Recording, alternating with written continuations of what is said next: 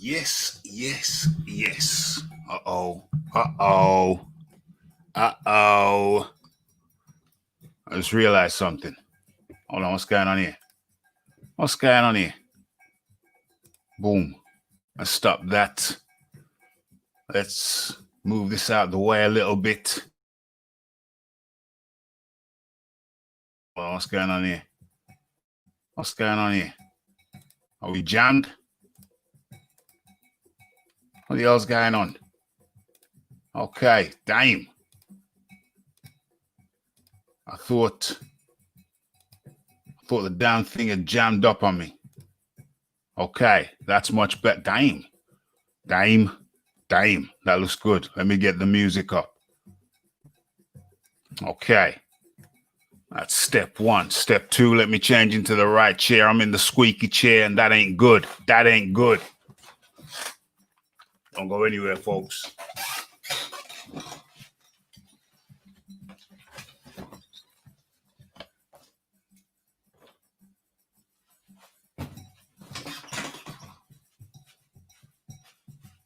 Okay. Well, let me find a muffler. Let me find a muffler for the mic. Without pulling out all the damn wires. Hold on. It's a tradition. Always have the muffler on the mic. It's a tradition. Where's the muffler? Where's the muffler?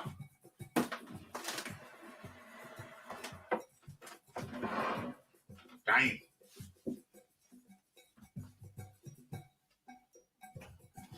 Okay.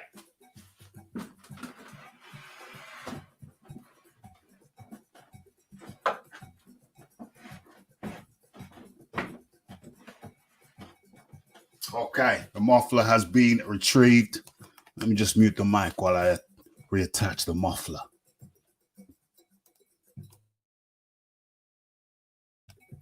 Yes, yes, yes. What's going on here? Let's turn the torch off. We don't need that.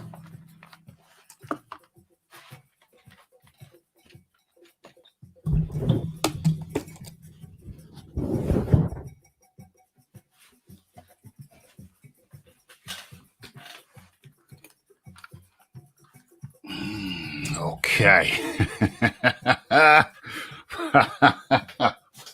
OMG. OMG. The Rafi feels harassed. He's harassed. Got him from work. Pretty physically taxing day. And, you know, Monday night, it's Boxing Talk with Rafi. It's mandatory, regardless of wherever I am, whatever I'm up to on a Monday evening. You know, all roads lead to Boxing Talk with Rafi. Okay, let's make sure that what's going on here? What's going on here? Let me find myself. I've seen the notifications, so I know that we are live, and what a marvelous, what do you call that? Thumbnail. I hope you appreciate the thumbnail, peeps. As a matter of fact, rat-tat-tat-tat, let's stop sharing that. And start sharing. Where is it? Boom, boom, boom. Let's make this bigger. Okay. Yeah, perfecto. How does that look? Yes, yes, yes. Let's give you about full screen. Okay, so there you have it. That's what we're going to be doing. We're going to be having a look at, we're going to be doing a recap of the weekend's action. And then we're going to go into the section that I know you will all be waiting for. We're going to be taking a look at YouTube's boxing secret societies. Yes, yes, yes. Rafi's going to spill the beans. Call it an expose. Call it the expose. Yeah.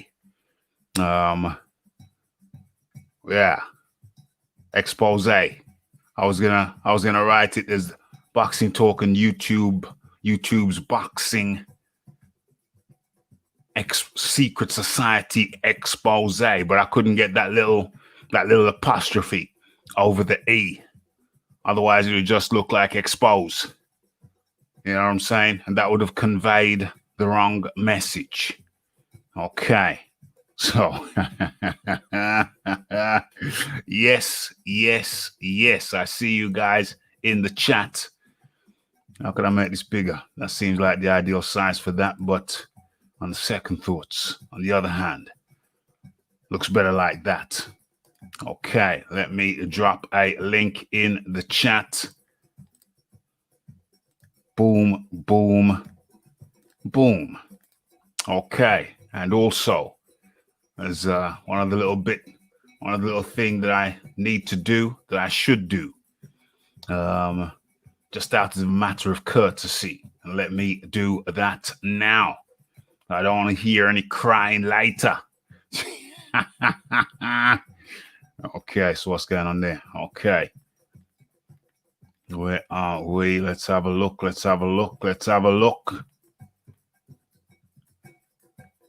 Where's he? Where's the rascal? Where is he? Okay, boom. Okay, so that's taken care of. So no excuses, and there can be no complaints. Okay, right. Where are we? Yeah, everything's good. Everything's good over there. Yes. Let's close that window. And I think we are ready to proceed. Is Rafi ready for FaceTime? Damn, that's a bit much in your face. That's a bit in your face. OMG. Okay, let's go through. What's missing? I know something's missing. Sound check. Yes. Okay, excellente.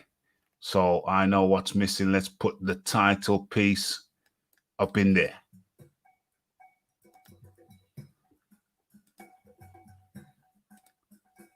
Where is it? Boom. Let's get rid of that one. Don't need that.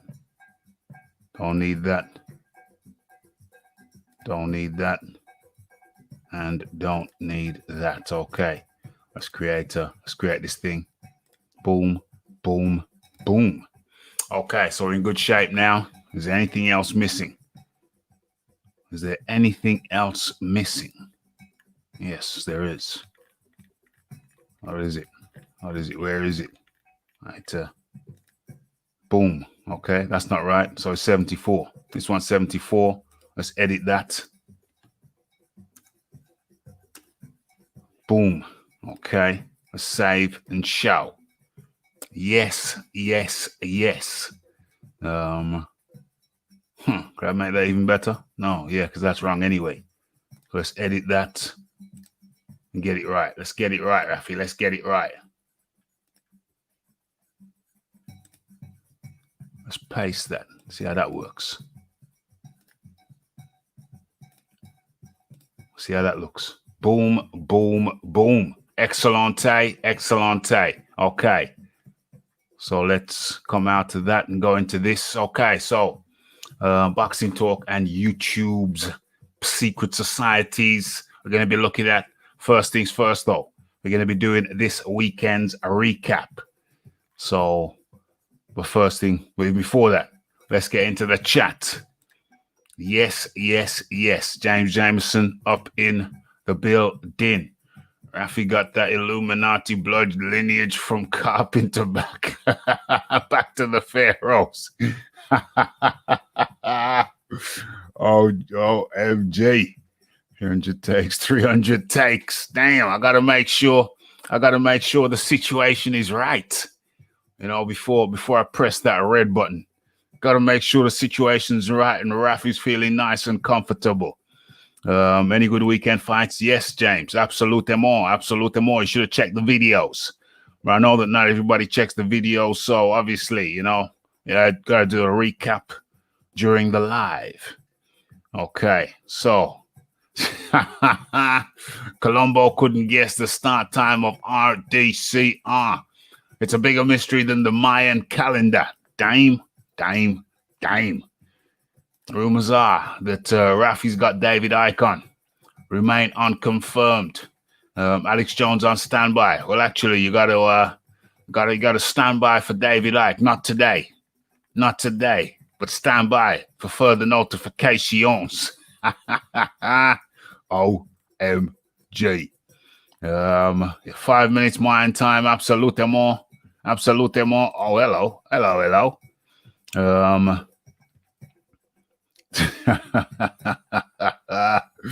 Always the buff, never the buff. Absolutement. Aaron Daly up in the building. Who else we got? We got T White up in the building. Sounds good. Yes. Where we at? We got Ruben Guerrero up in the building. Don't forget to smash that like button over there on the Twitter. Smash the like button for everybody in here if you are enjoying the content. Screenshots. Oh gosh. Heinrich up in the building. Yes. We got the Boxing Jedi up in the building. How do you do? Okay, I hope everybody's well. I hope everybody had a great weekend. You know, when I start this thing, it takes me a good 5-10 minutes. 10 minutes to just get settled in. You know, Rafi had a kind of physically taxing day today. I enjoyed it thoroughly. We got some outdoor work done. Sun was blazing down over here in the West Midlands, the UK. Hope it was good wherever you are. Okay, so we're gonna chop up some of the weekend's action, and yeah. Oh, yes. And we have Jeffrey Deruan up in the building, all the way from the USA, much like the Boxing Jedi. Okay, so let's go. Where are we going to start? Where are we going to start with this? We're going to start off with the look at the weekend, a quick look at the weekend, and then we're going to go into YouTube Boxing's secret societies. Yes. Okay, so I got the feeling people want to go to the secret boxing societies first. Well, you know, I gotta do the boxing first. However tempting that may be. So it's just a question of which fight we're going to be looking at first. How does that look on the screen? Maybe we should share this. Maybe I should share this. Yes, that makes sense. Okay, so let's line this up. And is that it? We're about to find out. Yeah, there it is. Okay, so let me have a look. Okay, so I think I'm going to start with Pedraza versus Javier Molina. Yeah, very exciting fight. Pedroza is where does it come from? What's that country called again? Puerto Rico is the Puerto Rican. He's the one dishing out the shot here. You see the punch? How's it look on your screen? Okay, need to make it bigger theoretically, but no, let's leave it. Yeah, I know what I can do. Boom, exactly. That looks much better. Okay, so yeah, Pedraza won. What was the score? What was on the scorecards? Oh yeah, okay. So it was by unanimous decision. We had one judge who scored it a 99 to 91, and it was a 10-rounder. And another two judges scored it 98 to 92. So it was a conclusive win for Pedraza from, what do you call it? Puerto Rico. I really enjoyed the fight. Pedraza there was working slick. He's a switch hitter, so he's changing to southpaw from time to time. And yeah, I mean, damn, what can I say? He just busted, really. He busted. He was slick boxing, slick movement. And yeah, I have to say, this was a pleasure to watch. It was a pleasure to see. when I watch a boxing match, I want to see skills. And when you watch Pedraza, you see skills. What was he saying? I think he was saying he wants, who does he want next? Who does he want next? Oh, yeah. Jose Zepeda. Jose Zepeda beat him last September in his junior welterweight debut. So what's he talking about? He's saying that he wants Zepeda again. He wants to right the wrong. He wants to rematch with Zepeda. And he's confident he's going to get through Zepeda. And who does he want after that? Did he talk about wanting somebody after that? I think I read. Where are we? Yeah, that's right. That's right. What does he say? He says he believes he's ready for a world title opportunity, whoever that happens to be. So he's looking at Josh Taylor, the winner of Josh Taylor, and Jose Ramirez. So he wants the winner of that fight. And to be quite frank, I would look forward to that. Pedraza, very skillful guy.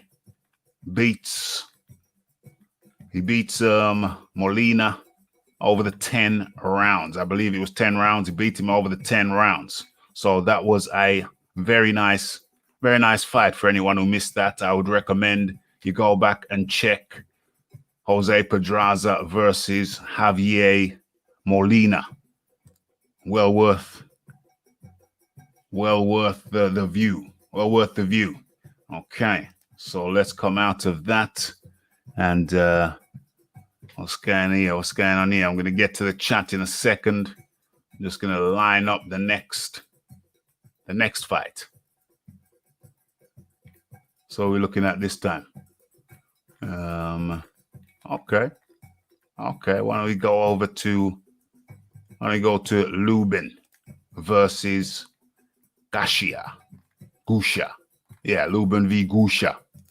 As a matter of fact, let's line this. Well, actually, before I line that up, share that. Boom, boom, boom. Okay, so you should be seeing that now. Okay, so let's see what's going on in the chat. What people are saying. Where are we going? Where are they going? Is the LDBC a secret? No, we ain't talking about them. We're talking about some shizniks closer to home. Rafi had an experience over the last Wednesday, Thursday, Friday, Saturday, Sunday. Yeah, over the last 4 days, Rafi had an experience with elements of the secret society. So, I've had a brush with the secret society, and we're going to talk about it. We're going to be going into it. We're going to be looking at it from various different angles. Okay. Well, I've got my phone in my hand. There's something I wanted to do. Oh, yeah, I remember. Okay, let's make sure the volume is down. Okay, I think that's what I want to do. Okay, we're lined up nicely. Everything's set up nicely. Okay, so where are we?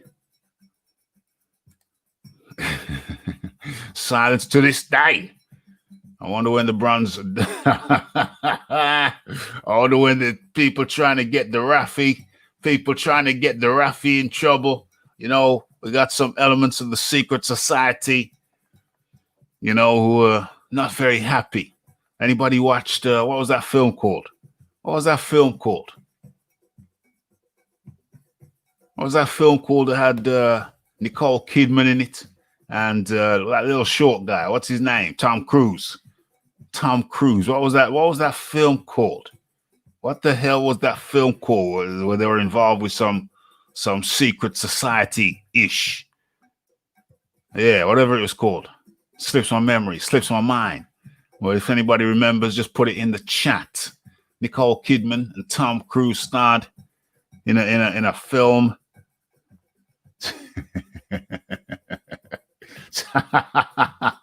Look at this here. As soon as I mention the word Wilder, you know, people get triggered. And some people from the secret society got triggered too, but we're going to be talking about that.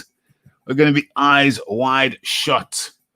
Eyes wide shut. Matt B up in the building, laying low in the cut. But when he was called on, when he was needed, he was there with the answer. Eyes wide shut. You know, the referees come into contact with an element of the secret society, YouTube's boxing secret society. And you know, Rafi, you can't keep it to himself. You know, Rafi takes you on the journey. Takes you on the journey of, what's this thing called? Raphael Dawkins Combat Radio. I take you on a journey. When I started this Shiznix, you know, I told you about all the ins and outs of starting the Shiznix like this. And as we progress, as we grow together, you know, I keep you in the loop as to what is going on. As Eddie Hearn would say, can somebody please tell me what the is going on? And, you know, Rafi's been able to unravel some secrets, you know, kind of wipe away the cobwebs of some mysteries. And, you know, the Rafi's an analytical guy. So, yeah. Yeah. I got to share. Nicole Kidman was Tom Cruise's wife. Indeed. Absolutement. But the film that comes to mind is Eyes Wide Shut. Some secret society shizzle going on in the background of YouTube and YouTube's boxing community. And let the referee take a sip of this apple and beetroot juice. You know, the beetroot, it gives one energy and vitality. So let's just have a moment of silence as Rafi takes a sip.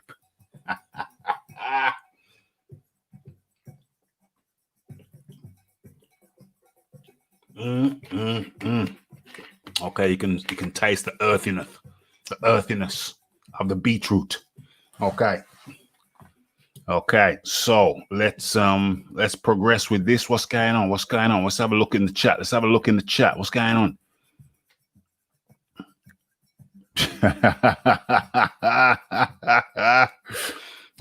Fury stole the bronze bomber's soul to this day. OMG. What's going on here? Heinrich Smith says Callum Smith and Billy Joe Saunders should gamble on the PPV. I believe it would get very good number 2. What? I would get very good numbers. 2 great boxers. Yeah. Why? Are they talking about that fight? Is that fight being muted? Are they talking about Callum Smith versus BJS, Billy Joe Saunders? Aaron Daly says this is going to be a very interesting topic. Yeah, I'm spilling the beans, bro. I'm spilling the beans. You know, from the start, Raphael Dawkins Combat Radio has always been, it's never been about smoke and mirrors. It's never been about hiding shizzle in the background. It's been talking about it. You know, over here, I talk about it. I take you on the journey. And that's exactly what we're going to do. When we talk about YouTube's boxing secret societies, the expose. Okay. Yes. Don ZB up in the building. But you won't talk about Dillian White. The link is in the chat. If you want to talk about Dillian White, jump in and talk about Dillian White. Come on now. You know, your man ducked him for like 1,000 days or whatever. You know, ran scared with them chicken legs. Oh, gosh, I said I wasn't going to talk about Wilder today, and now I'm talking about his chicken legs. OMG. So that's what you do to me, Don ZB. Saying I'm not going to talk about Wilder, you get me talking about Wilder again. Damn it. What's going on here? Yeah. Well, the views expressed by the listeners are not necessarily those views shared by Raphael Dawkins Combat Radio, but they may be. Who's to say? Billy Joe Saunders is a top boxer who sadly wasted his career. You'd think Hearn would be the right man for him, but he's become more irrelevant since he left Warren. Well, yeah, I mean, there's been an epidemic, hasn't there? I mean, there's been an epidemic, and Billy Joe Saunders is a millionaire a few times over. So I don't know. If you said to Billy Joe Saunders at the start of his career, hey, Billy Joe, you're not going to fight many top names, but you're going to become a multimillionaire. You're going to have your own little farm. You're going to have any sports car your heart desires. If you'd have said that to him at the start of his career, I think he'd have took it. I think he'd have taken it.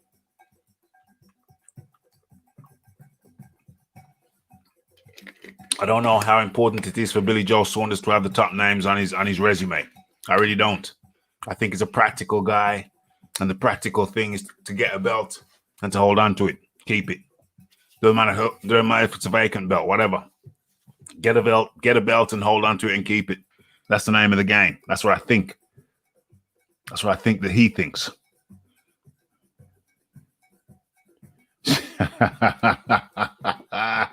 You have me wanting apple and beetroot juice right now. Hey, I tell you what, I got a blender. Blender? No, what do you call a juicer? I got a juicer.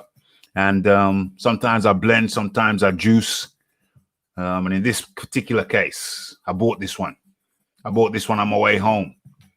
Pretty physically taxing day, also including at the end of the day, I fit a game of tennis in. And yeah, it's a great way to end a working day, a game of tennis, but it does leave you absolutely, as we say in the UK, knackered.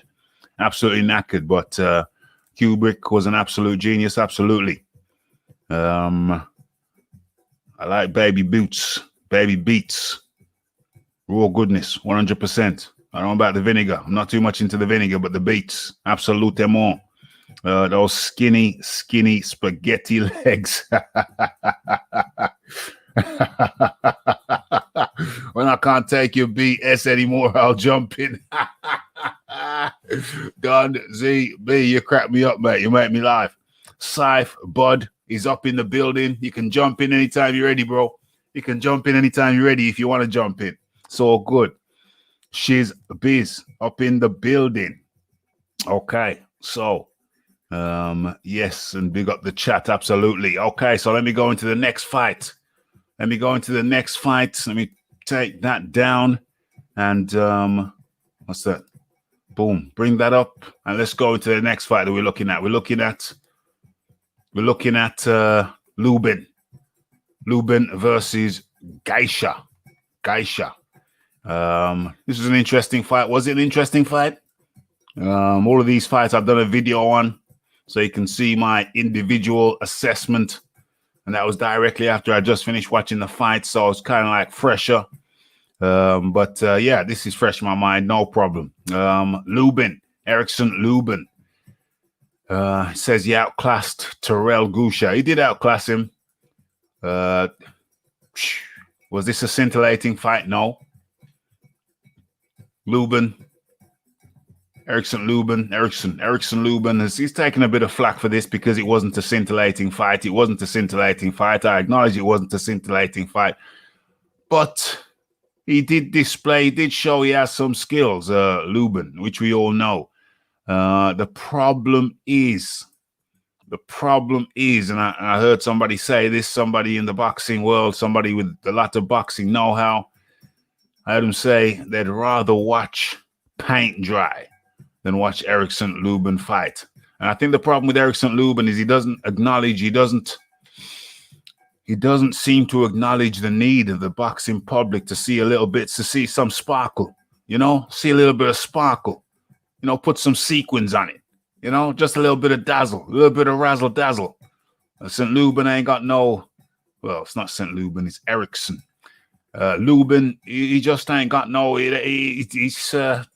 he's lacking that showbiz. He's lacking the showbiz element. Does every boxer have to have a showbiz element? No.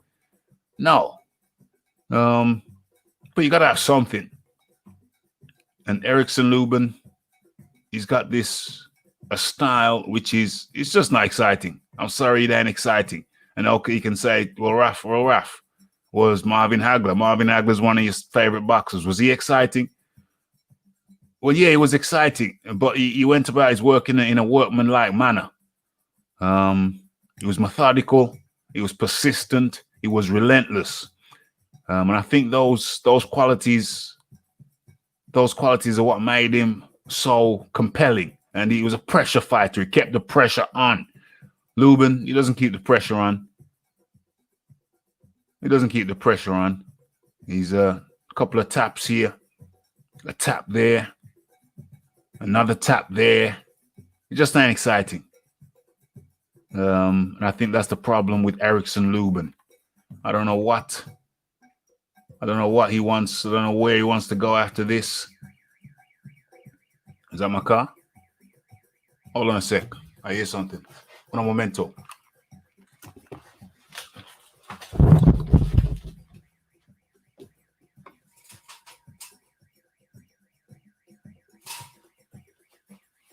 Nope.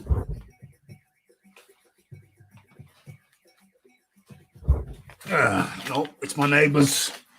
It's my neighbor's vehicle. It ain't mine.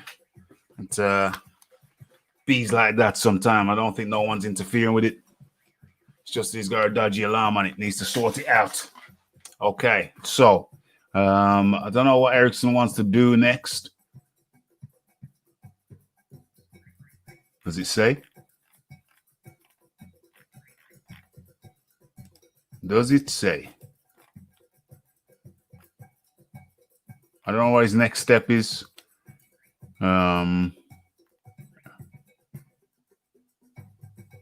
Okay, I do know what the next step is. I thought I'd read it earlier.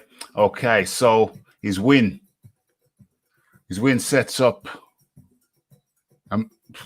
His win sets up a matchup with the winner of Jamel Charlo versus Jason Rosario in their unification bout. If I'm not mistaken, didn't Erickson Lubin get knocked out by Jamel? Didn't he get knocked out in 3 rounds by Jamel? What is it, 2-3 years ago? Yeah, I think that's the case. So he's gonna get knocked out again. Either one of them. If it's Jamel Charlo or Jason Rosario, he gets knocked out again. That's just the way it is. That's the way it's gonna go down. That's the way I see it. Boom, boom, boom. Simple as that. Where are we? Okay, goes on more talk about Lubin. But yeah, very uninspiring. The guy's got skills, no doubt about it. But nah, I just don't see. I just don't see it. I don't see him beating either Jamel or Rosario, Charlo or Rosario. Okay, so that is that. That's that fight taken care of. And let's get back into the chat, see what's going on in the chat. What's going on? Oops. Let's resize that. And let's make it a little bit more photogenic. Who's that? Okay, that's Lubin. All right, where are we? Snooze fest. Absolute snooze fest of a fight. Lubin's got skills, but sorry, it's just nah, it's just not good for the public at all. It's not entertaining. It's not entertaining whatsoever. What's going on here? What are we talking about here? Legacy. Billy Ho will be broke in 10 years. Well, I don't know. He's bought a farm, hasn't he? He's bought a farm. A lot of these boxers, they go and buy these oversized houses, mansions or whatever, totally pointless. And all they get from it is expenses. I don't know if Billy Joe's raising chickens or is raising any produce, but if he was smart, he'd find a way to make the farm pay without too much manpower. You know, that's the way to do it. So your home is making money for you. That's the way I'd do it. If I got rich, I want to buy some property in the country, a little farm or something, but find a way to make it pay. So your house is paying you. Yeah, that's the idea, without too much manpower.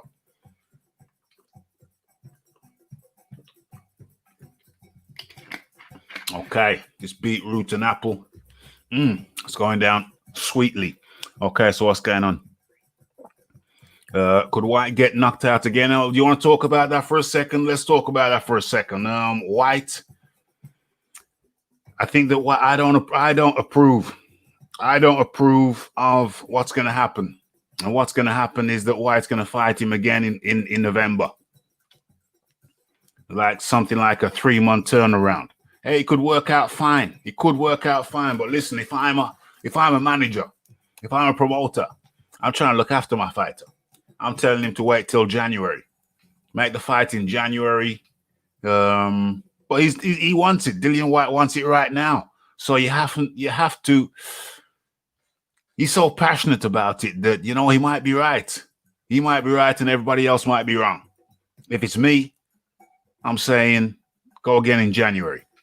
Have a good 6 months, heal up. But I can understand his position, which is that Whitey wants to go again immediately. And he's adamant about it. Okay, so go ahead. But it's not the fight I'd have picked in the first place. He shouldn't have been fighting Povetkin in the first place. Should have been having an easier fight. His fight with the WBC, whoever won out of Fury and Wilder, that was already guaranteed. And this is not just me talking after the event. This is what I've been saying from originally. That was my original position. But I went along with it. But I said, whoa, is this a smart move? Why don't you fight him after you're champion? Why don't you fight him when you're a champion? There's a reason why a lot of these guys didn't fight Povetkin. It's because he is dangerous. Dangerous. You know? So, yeah, I'm not down with it. I'm not down with it. But obviously, you know, I hope the best. I hope the best for him. I hope he does well, and he can do well. But it's just not an ideal situation. But that's life. Ideal, oftentimes, opportunity comes. And it's not necessarily the ideal time. But, hey, boom. Boom, boom. That's just the way it go. That's just the way it goes. He's in that situation. He asked for that situation. Now he's going to have to make the best of that situation.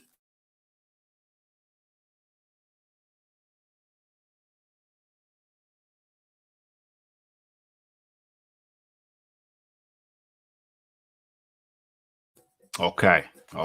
So let me mute this thing in the background. Don't want no distractions.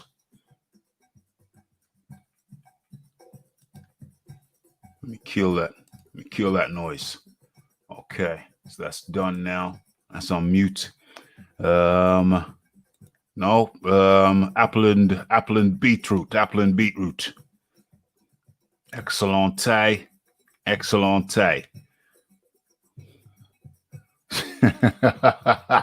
Windmill throwing taxi driver destroyer.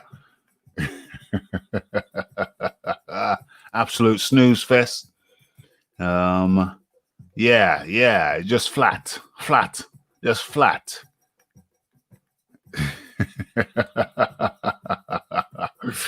Hagler had bad intentions. KO any second. 100%.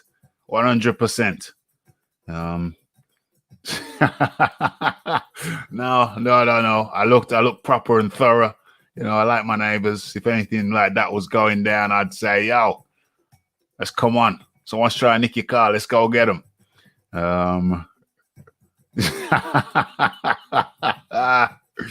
OMG. Yeah, he's scheduled for the Charlo versus Rosario winner. Yeah, I think he's going to get knocked out. Lubin's going to get knocked out.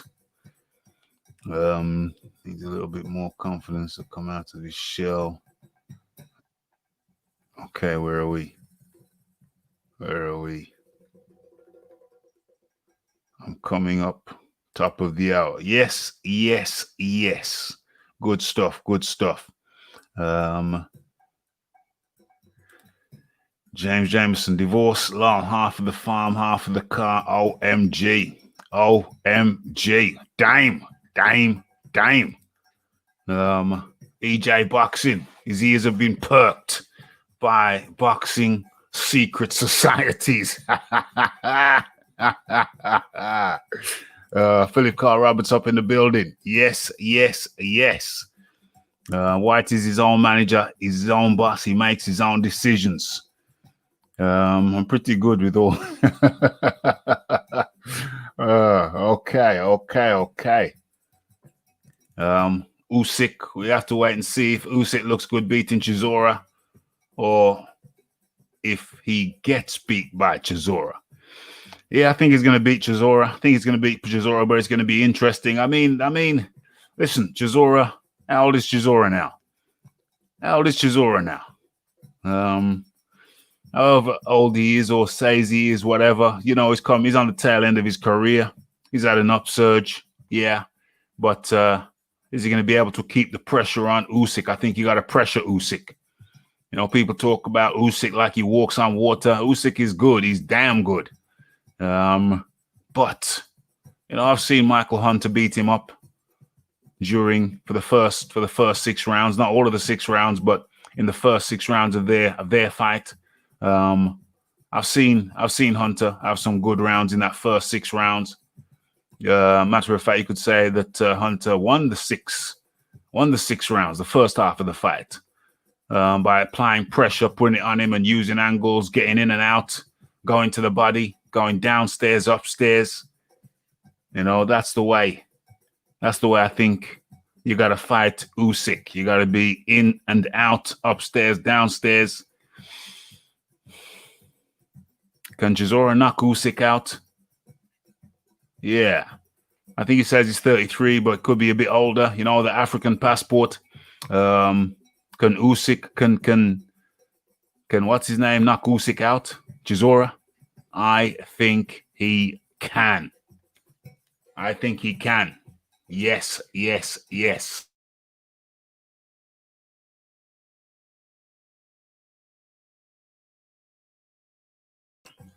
Okay, so let's move swiftly along. Let's finish up this weekend, the weekend's action. Who else? Who else was on? Who else fought the weekend? Lubin. Where's F.A. Jagba? Where's F.A. Jagba? I know he fought. Have we got a picture of him? Do we have a picture of F.A.? What's that fight there that I just saw?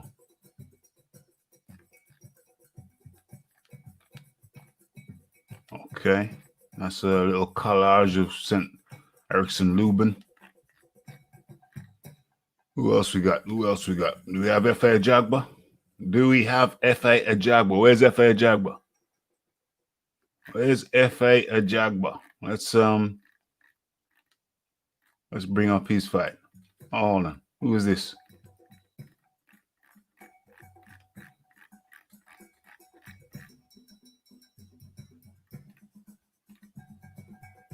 Oh, yeah. We could talk about Ennis. We got to talk about Ennis versus Abaru. Did I do a video on that? Yeah, I think I did. I think I did do a video on that. I know I did. Okay, so Ennis took care of Abaru. And what were the judges' scores on that one? Yeah, in the opening bout of the telecast, Philadelphia's welterweight, Jaron Ennis, continued his rapid ascent up the 147-pound charts by recording his 16th straight KO, this time against the durable veteran, Juan Carlos Abaru. I don't know how the scoring was for that one, but I watched that one and he took care of him. It was a very classy performance by Ennis. Jaron Ennis, called Boots. Very classy, switch hitting. It was a very entertaining fight. Very entertaining to watch. Ennis is a showman. And definitely enjoyed watching the Ennis performance over Abreu. Handled him really easily, very, very easily. Took care of business, and now he moves on. Where are we next? Where are we? What's his next steps? Okay, when did he knock him out?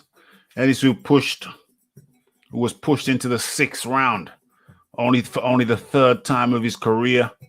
Now has 16 knockdowns. 16 knockdowns in his last 7 bouts. Yeah, so that was highly entertaining. Got the knockout, and that's all she wrote. Where is it? Where is he? Yeah, there he is. Am I gonna press that picture? No, I don't think so. Okay, so what's going on? Okay, let's get back into the chat before we move on. Where are we? Yeah, 36. Okay. So people have been muted at the moment. Usyk's got too much movement for Chisora. Yes. Ultimately, yes. It's going to take a hell of a lot for Chisora to stay on his chest. Chisora ideally needs to stay on his chest. Can he do it? It's a tough ask, man. It's a tough ask. Where are we? Fury Chisora. Fury Chisora 3. Nah, I don't see that happening. Can I see Wilder Ortiz 3 happening? Yes, I can. Very unfortunate. Oh yeah, I want to talk a little bit about Ortiz. I had a little thought about Ortiz.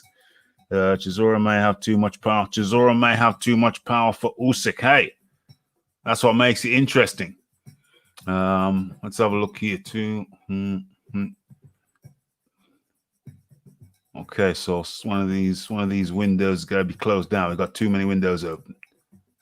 As a matter of fact, while I'm here, let me just check this before I close that one down. What's that saying? Okay, that ain't bad. All right, that's acceptable, I guess. That's acceptable, but let's close that down. We've got too many windows. Now I need to open another window.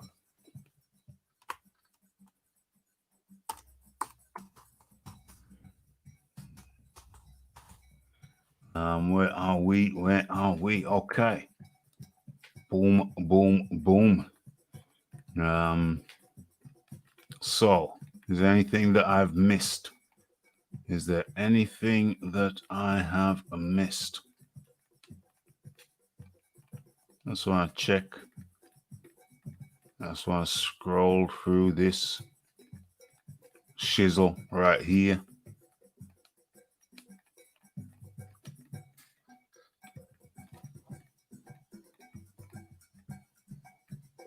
Oh yeah, this fight.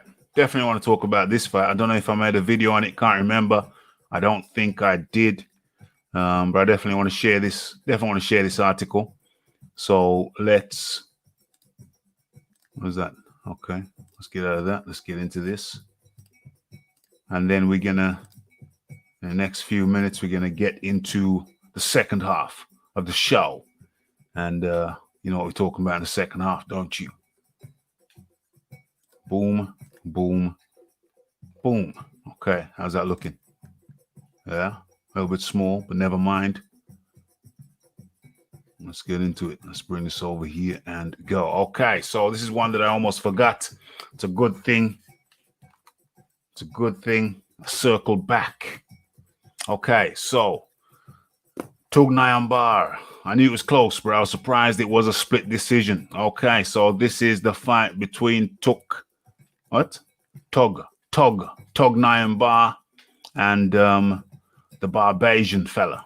The fella from Barbados, Kobaya Breedy.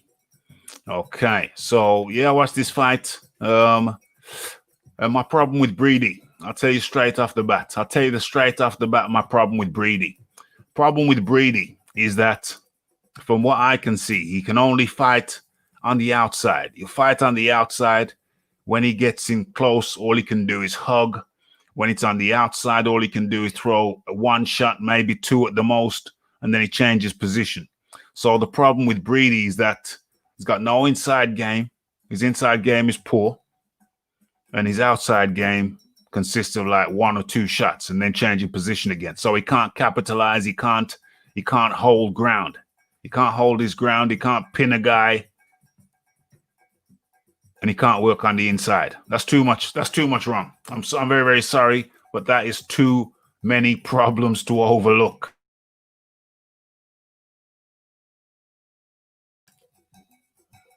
Now, on the other hand, Tug Nyambara.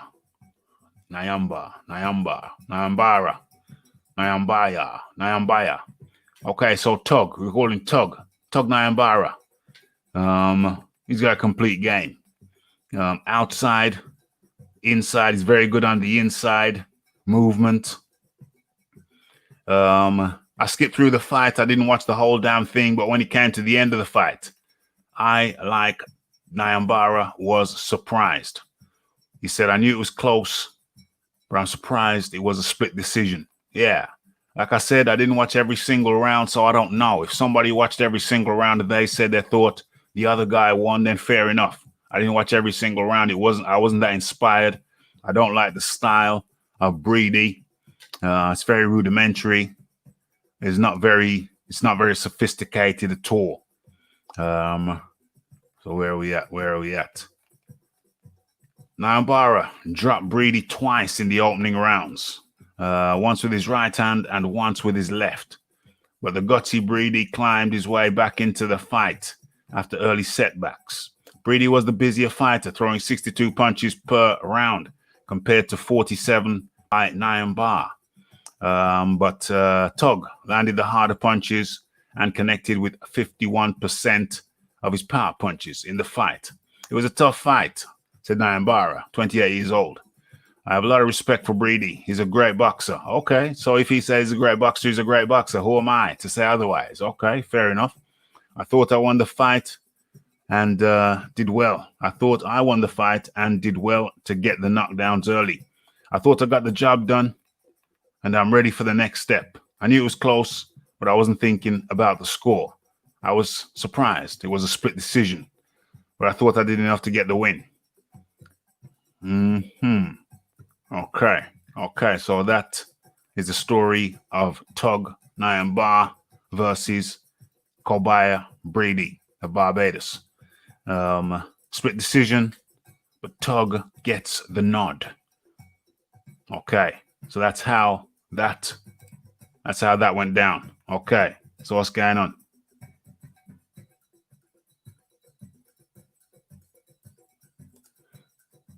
Aren't Chisora and White quite similar when it comes to fighting style? Fighting style. No, I don't think so. Not really. White works behind the jab, whereas Chisora, he'll come in with his head ducking to one side and the other, more with hooks. He's more of a hooker than a jabber. Chisora is more of a hooker, and White is more of a jabber. That would be my assessment.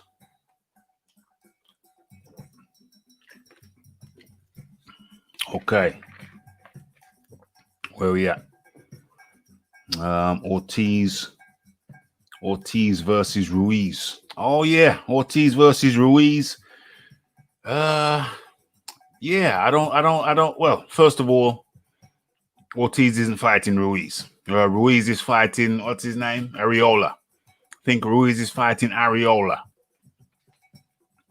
How they can set up that fight, I mean, I guess it's on the basis of the fact that he just lost a fight to Joshua. Well, here's the difference. When Joshua lost a fight to Ruiz, Joshua fought the number 1 or the number 2 guy in the world, and that was Ruiz. When Ruiz loses a fight to Joshua, he goes and fights the number 23rd guy or the number 25th guy or the number 30th guy, wherever Arreola's ranked. You know, that's the big difference. Who wants to see that fight? Who's interested for that fight? You know, that's a problem. Nobody's interested in that fight. Nobody's looking out for that fight. Ortiz versus Ruiz, on the other hand. Now, that would be an interesting fight. That's a fight that would pique my interest. I think Ruiz would knock Ortiz out cold in what? Maybe the Yeah, when does Ortiz run out of gas? Like in the 6th or 7th? Yeah, 6th, 7th, or 8th round. 6th, 7th, or 8th round. Ruiz would put that pressure on him and get him the hell on up out of there. That's from my perspective.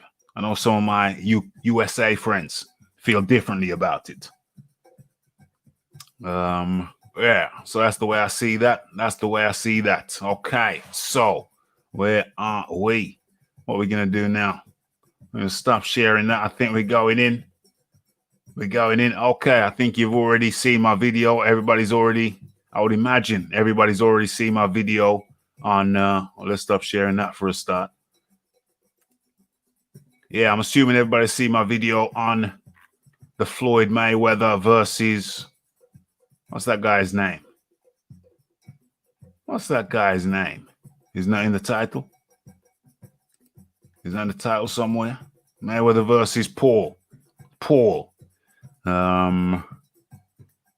Yeah, what's that there? Good explanation. Yeah, I think you're talking about the difference between White and Chisora. Yeah. Chisora being the hooker and White being the jabber, although they both get into hooks eventually. Okay. Yeah, like I was saying, I don't know if people have seen my video on Mayweather versus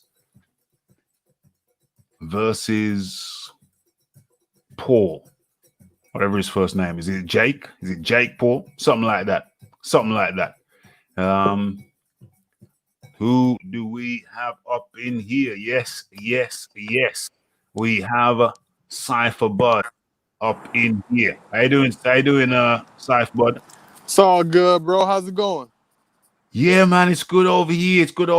Had a good weekend, nice and sunny. The weather was great. Finished work. I managed to squeeze in a game of tennis, So it was pretty much a damn good day. That's what's up.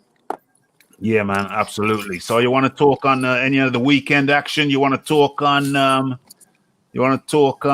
Where is it? Well, it's Pedraza versus Molina. Did you see that one? Yeah. I caught the PBC card and the top rank card. Damn. Yeah, hell yeah. Okay, so talk to me about the Pedraza. You got some keys jingling. I hear the jingling. Oh, okay, yeah. I was going for work, man. I was hopped in the whip. I'm gonna go to school after this. I got 30 minutes to rock with you. Damn. Okay, let's make the most of it. Okay, so talk to me about Pedraza versus Molina. All right. It was a nice little competitive fight. You know what I'm saying? But we could see who was sharper. You know what I'm saying? I seen the Pedraza was still sharper. He was still switching just as good as he always has. You know what I'm saying? From southpaw to orthodox. He was doing that well. He had good punch selection and still had good punch output. Yeah. You know what I mean? And Molina, you could tell the inactivity was getting to him. You know what I mean? I think that he at this point he is definitely at a journeyman status. Yes. You know what I'm saying? I think he up in there for that check. But I say Pedraza can actually can make another run for another belt run. You know what I'm saying? Yeah. He looked good. Defensively, he still was still looked pretty crisp and everything. Yeah. Molina wasn't taking his head off the center line. No, he was not at all. He looked, like I said, man, he was like, you could tell he's fought at the elite level before. I'm not gonna say he's like an elite fighter, but he does fight at the elite level. And he fought elite fighters. You know what I'm saying? He fought what's the brother name with the braids? Iman. He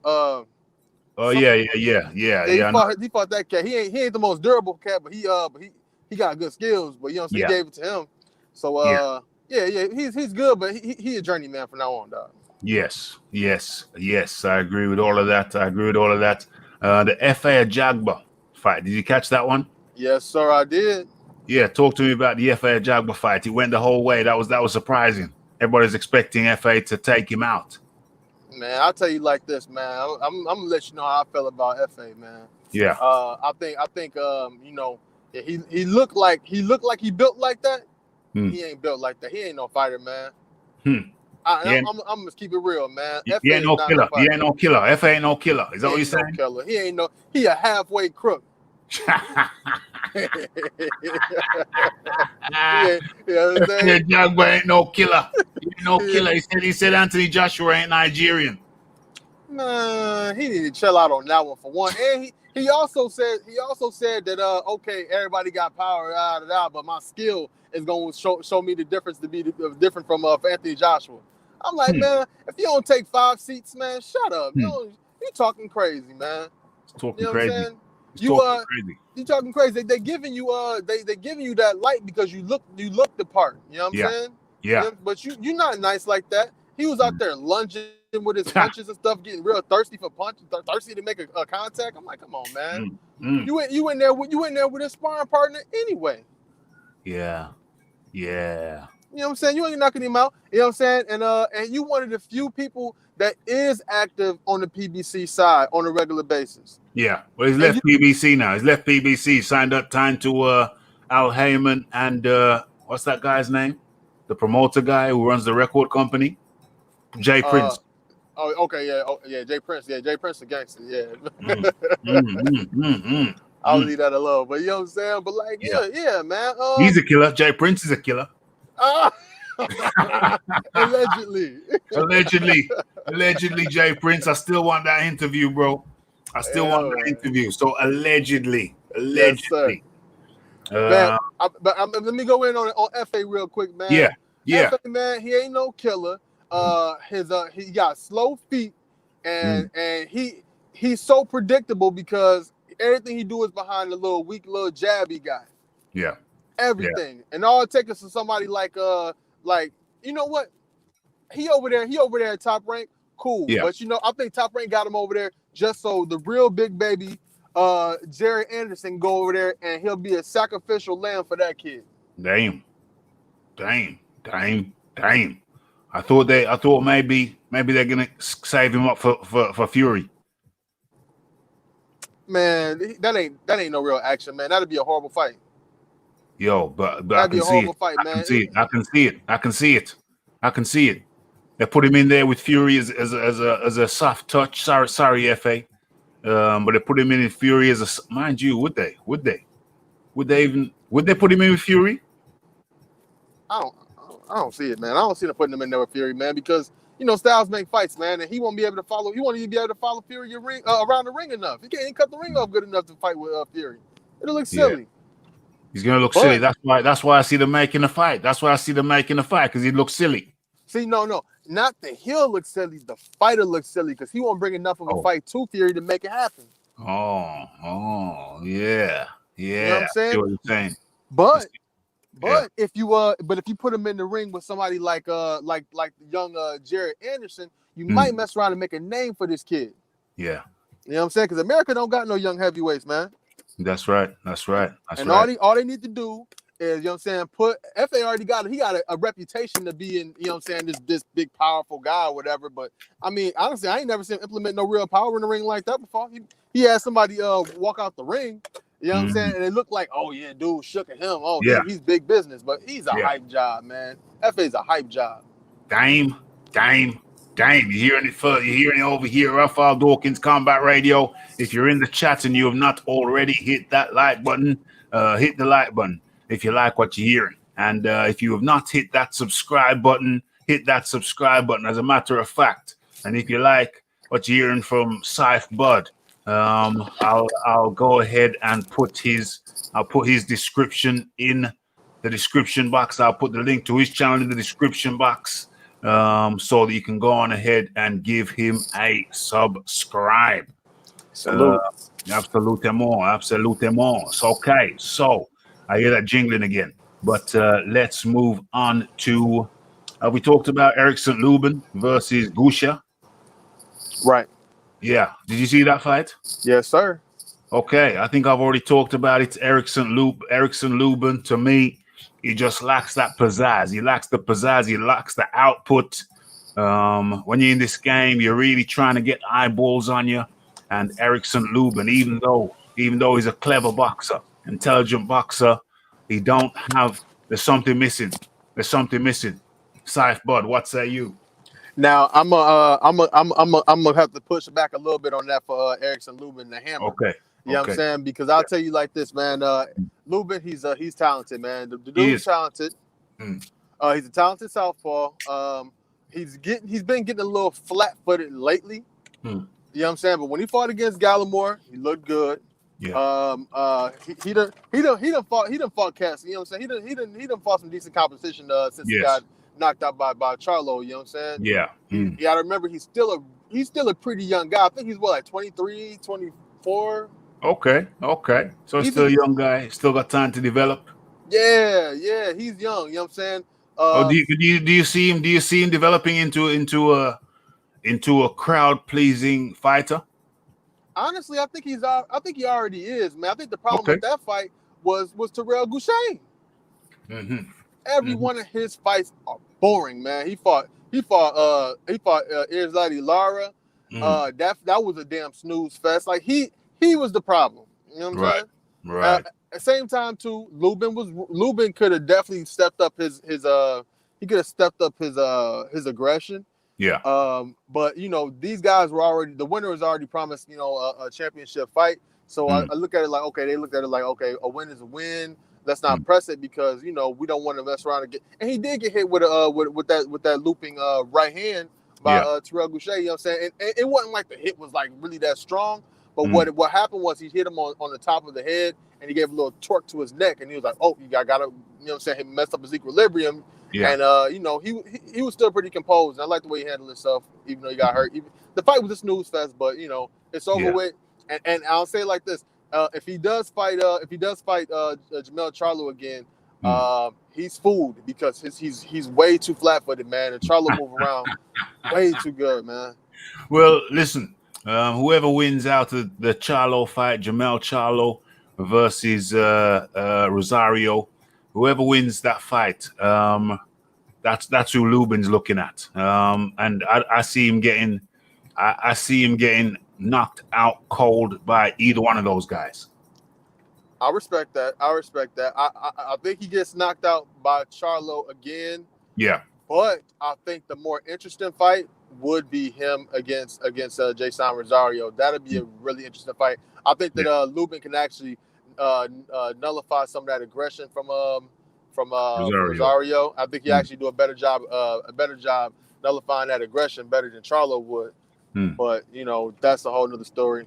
That's a whole different story. Okay, remember Rosario put J-Rock on his head. Yes, sir.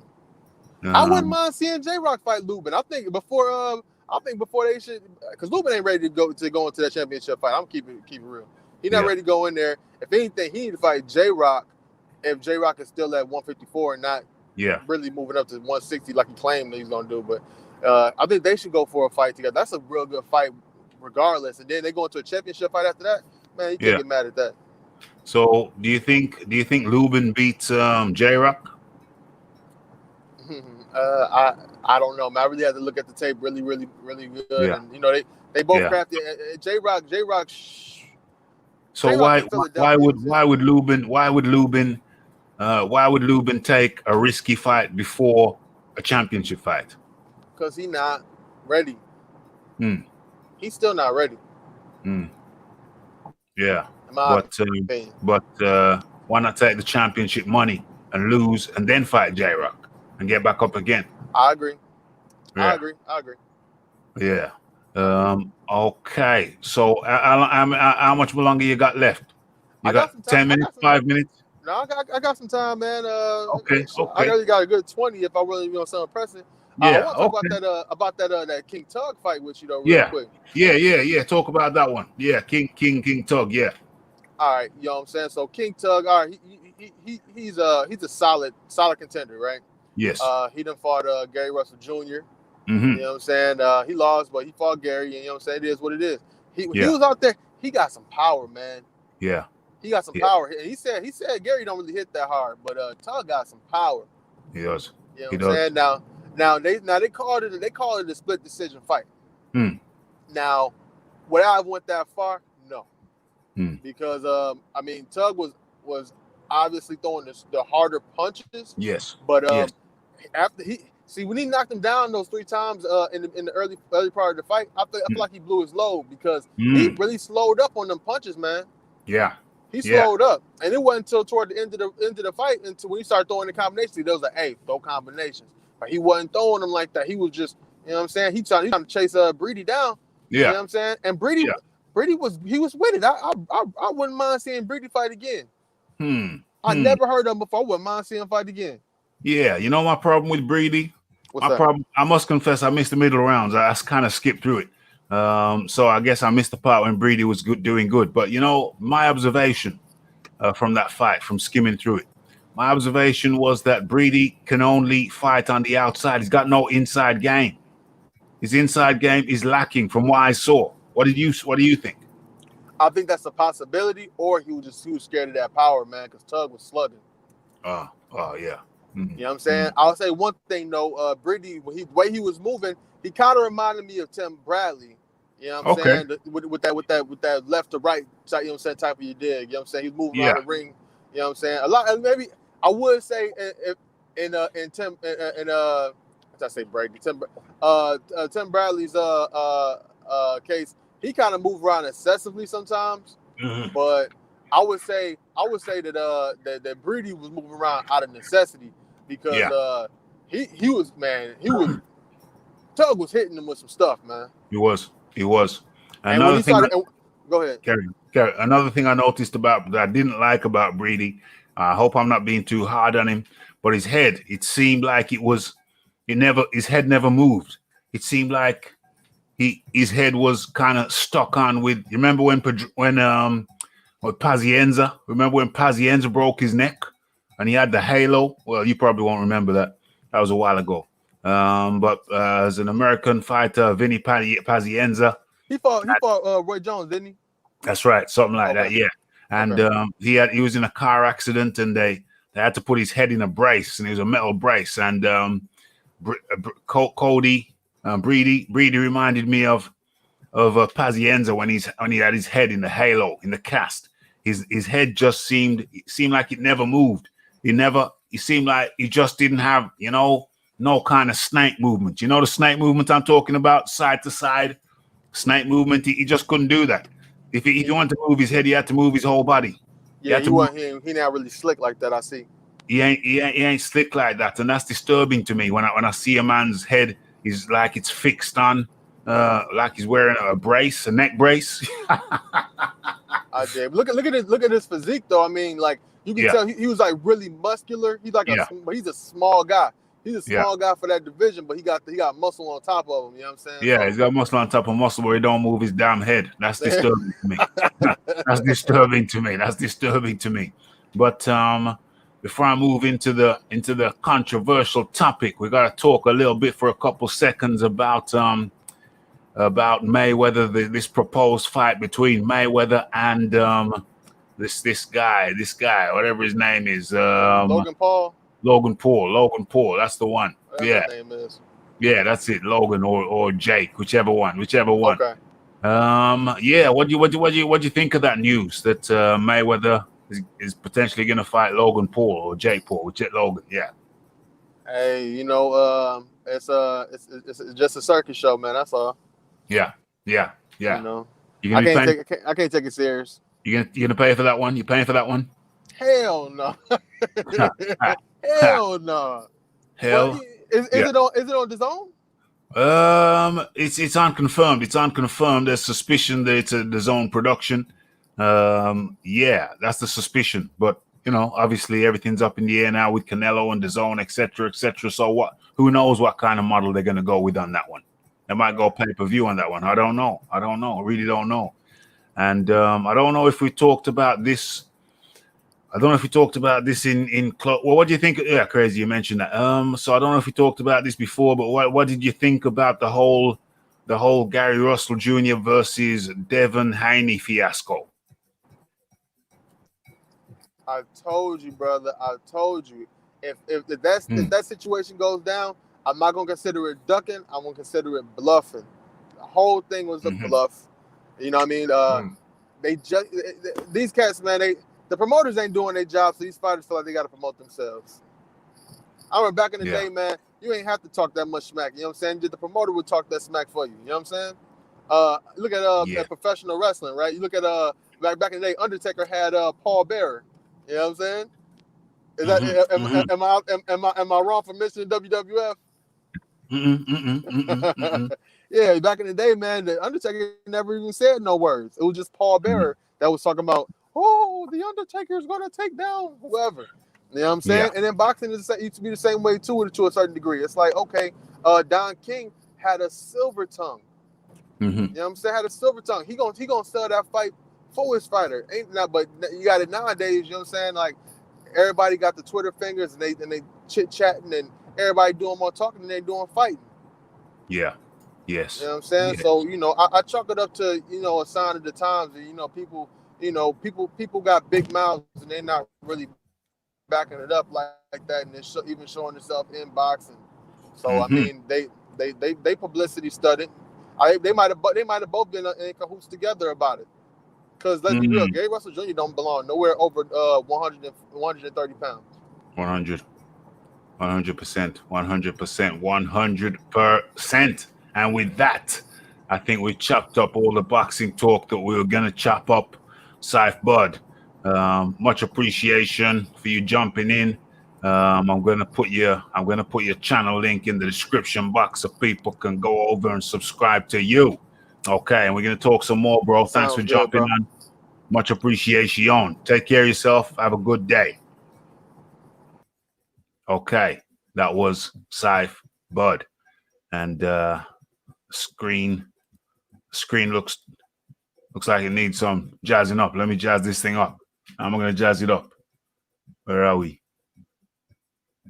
Where are we? What am I gonna put in? What am I gonna? Oh, I know exactly what I'm gonna put in. If I can find it. Where is it? Where's it disappeared to? Boom, boom, boom. Okay.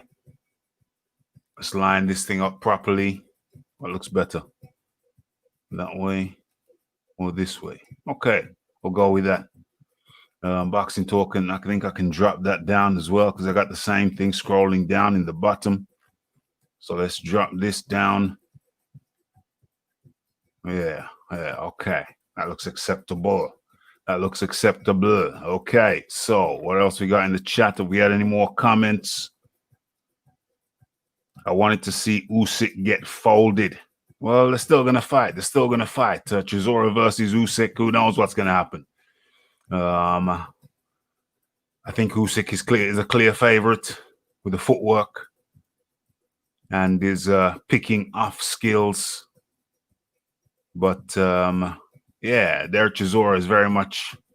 I think Derek Chisora, he can't write him off in this thing. Derek Chisora is going to bring it. He needs to try and stay on Usyk's chest. He needs to whack him to the body and whack him to the head.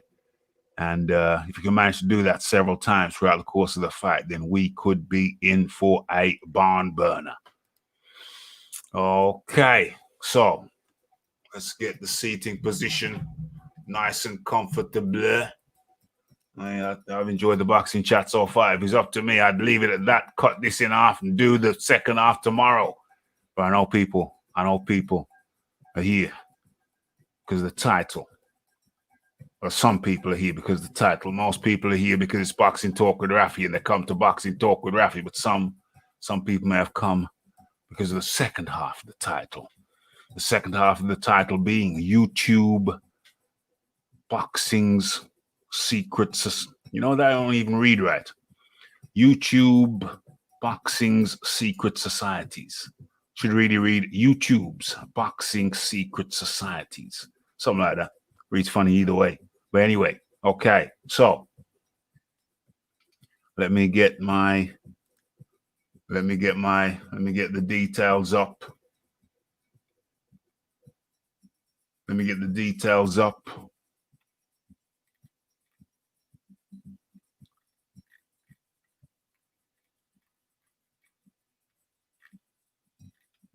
Okay, let's scroll along. That was funny. Okay, let's scroll along to the relevant points. Where are we? Where are we?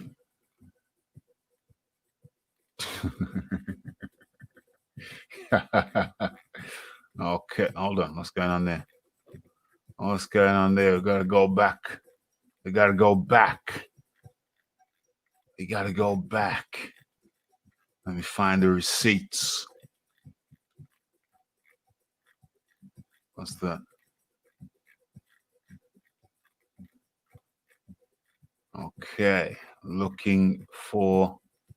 Oh yeah, we're there now. We're there now. I think.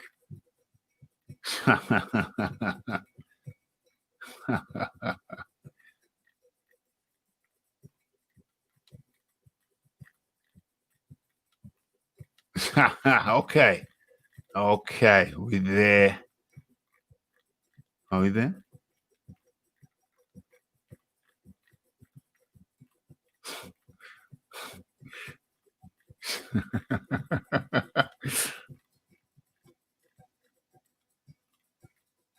Are we there? Are we there yet?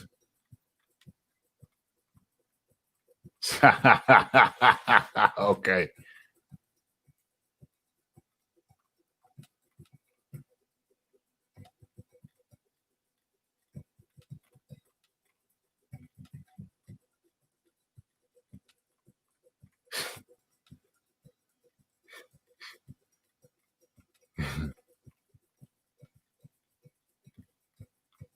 Okay, okay. So I think this is queued up.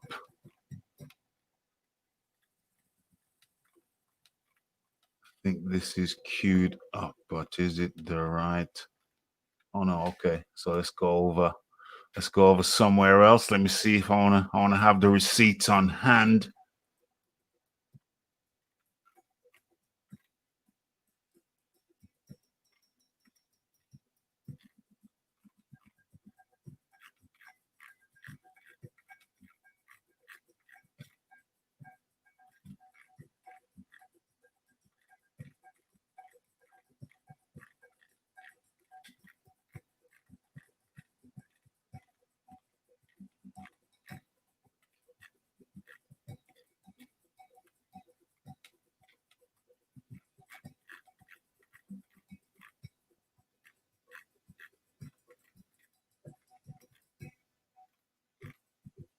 Okay. Damn it.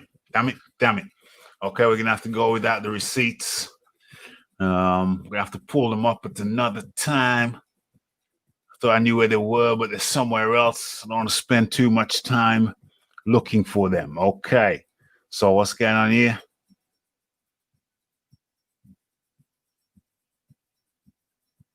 Okay, right. So let's get into the second half of the show. Titled YouTube Boxing's Secret Societies. Okay. So where do I start? Where do I start? It's damn tricky. Yeah, so if you're enjoying the show, hit the like button.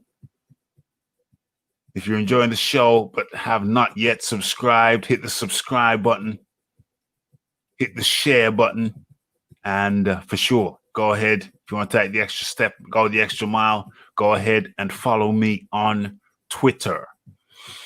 Okay, so I'm gonna have to do this without receipts right now, or I can pull them up later anyway. Okay, so screenshots. Okay, so YouTube's boxing's secret societies. YouTube boxing secret societies. Okay, so where do we start? Where do we start? It's tricky. It's tricky. How do we start with this one? Okay, so as you may not know, many of you may not know, with this YouTube thing, YouTube boxing thing, they have, or we have, or there exists secret societies, and these are groups, private groups. What does it work on? What system does it work on? Private groups in Google Hangouts, where a guy will set up a group. He'll set up a group. He'll get a bunch of names. These names will then interact in these private groups. So what's that?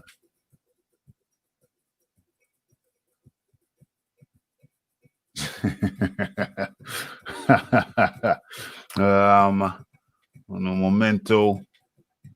momento. Okay, so boom. Yeah. Does the LDBQC qualify as YouTube secret? Well, it's not really a secret society. Theirs is an outward society, so you can see them. They're outwards, but what YouTube has is YouTube Boxing. It has these groups. So how does the group work? How's Earn with Hearn up in the building? So yes. So how do these groups work? Well, you'll have a guy who will set up a group in Google Hangouts, and he will invite in other content creators. So now you got a group of content creators. Okay, so you guys, you don't know about it, but say creator A could be in a group with creator D. And also in that group could be creator F and creator Y. Okay, so you got these creators you don't know about. They're in these private groups. I myself am in a private group. So let's talk about the private groups and how the groups work. Okay, so you'll have a guy, probably an experienced guy. You'll set up a group, get this creator, that creator, and this interesting character who's not a creator, and that interesting character who creates sometimes, a channel owner. Okay. And in these groups, there will be talk, there will be discussion, certain topics which will later go on to be discussed live. Certain discussions can happen within these groups. Within these groups, you can make telephone calls. So you can have a group telephone call, telephone chat. James Jamison up in the building. Still here. He's still here. Yes. So, we're talking about the secret societies. So, yeah. So within these secret societies, you can have group calls. So the members of the group who wish to participate can discuss matters, various matters, any kind of matters, but primarily boxing related matters. So, for example, your favorite YouTuber is most likely in a group. Who else is in that group with your favorite boxing YouTuber? You don't know. Okay, we don't know. Okay, but it is not uncommon. It is not uncommon for your favorite YouTuber to be in a group, okay, with other content creators unnamed. Okay, so boom. So we got that segment done. We got that down. Now in the group, you can have telephone calls, group calls. Okay, we got that down. However, it's kind of interesting. It's really interesting because in a group that I'm in, you have the head honcho. Let's call him. What do you call the head honcho? I want to say grand. I don't grand honcho. Okay, you have the grand honcho, head honcho, and then hold on a second. I can make this a little bit better. There's something I need to do. I can make this just a little bit better. Let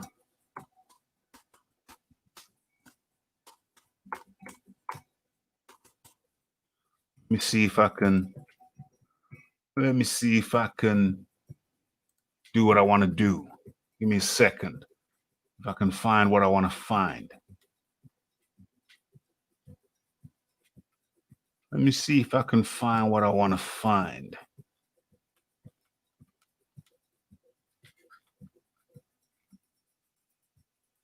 I found a good one. It's not the one I was looking for. But let me see if I can find the one I was looking for. If I can't, I'll go back to that one. Yeah, that's unfortunate. That's very unfortunate. Will that do? No.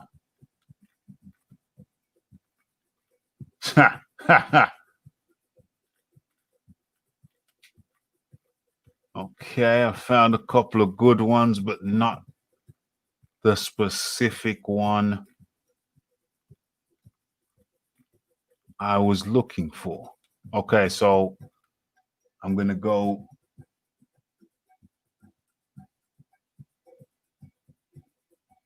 I'm going to go with that one. I think I'll go with this one. Okay, hold up.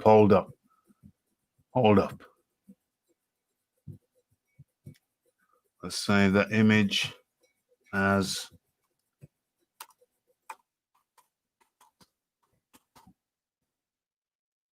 save that. And hopefully, let me open up this picture. Let me open up that image and let me see if I can. Yeah. Let me see if I can share this. Let me see if I can share this. Does it work? Okay. I like that.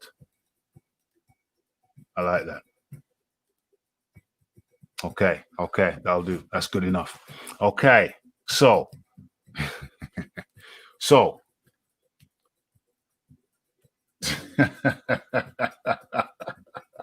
let's call him the Grand. Let's call him the Grand Duke. Let's call him the Grand Duke. Okay, so you got the Grand Duke at the head. He's the one with the master plan. He's the one with the vision, the Grand Duke. He's the guy who set up the secret society, the behind the scenes society. So you're going to call him the Grand Duke. Okay, so you got the Grand Duke. And then alongside the Grand Duke, you're going to have some people who will be with the Grand Duke for a number of years, perhaps. Yeah, months, weeks, months, or years. But they're the Grand Princes. Okay, so you got the Grand Duke, and then the Grand Duke has his Grand Princes. Now, okay, so that's the kind of hierarchy. Now, then a noob, let's call it a noob YouTuber comes in on the scene and gets an invite. So now he's invited into the secret society. Okay, and then he thinks, well, why? The new guy thinks, well, why do you invite me? Why'd you invite me? Why'd you invite me? The new guy's thinking, okay, what's this all about? Okay, so fine. So you're having chats back and forth. And then every now and then, like a pack of wolves, every now and then, one gets chewed up. One gets chewed up. And this shiznix, the Grand Duke, yeah. Then one gets chewed up every now and then. And you think to yourself, that's interesting. But anyway, things carries on. You don't know why that guy got chewed up, but he got chewed up and he don't come around no more. Not very often, not as often as he used to come in. Does he wear a funny hat? Okay, so, you see one guy gets chewed up every now and then, every blue, fine. You don't know, you weren't on the call, you don't know the details. But, all of a sudden after the pack, this one don't come around no more, not very often. Okay. And then and then you carry on. And yeah, okay. Why am I here? Why did the Grand Duke invite me in? Okay, maybe he enjoys the content.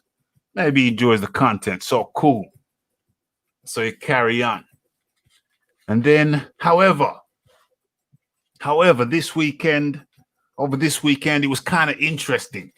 It's kind of interesting. In my experience with the secret society, this particular secret society branch of the secret society, YouTube's boxing secret society. It was an interesting experience because, as you'll recall, last Wednesday we were expecting a guest from the Americas, and the Grand Duke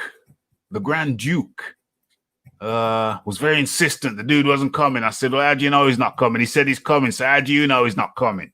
He said he's not coming. I said, how do you know he's not coming? He said he was coming. How do you know he's not coming? And he said he's not coming. And there we went around in circles. I said, okay, bro, I'm at work. I got work to do. See you later.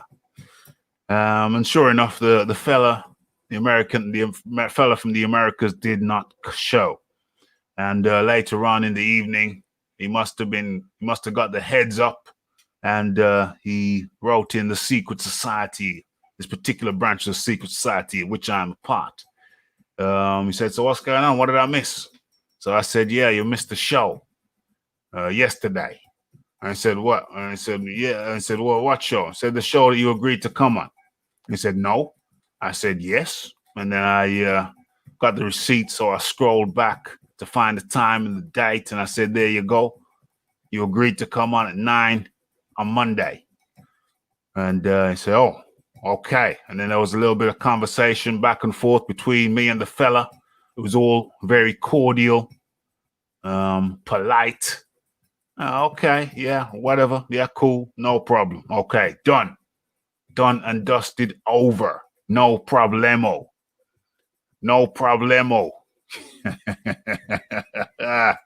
So done and dusted, no problem.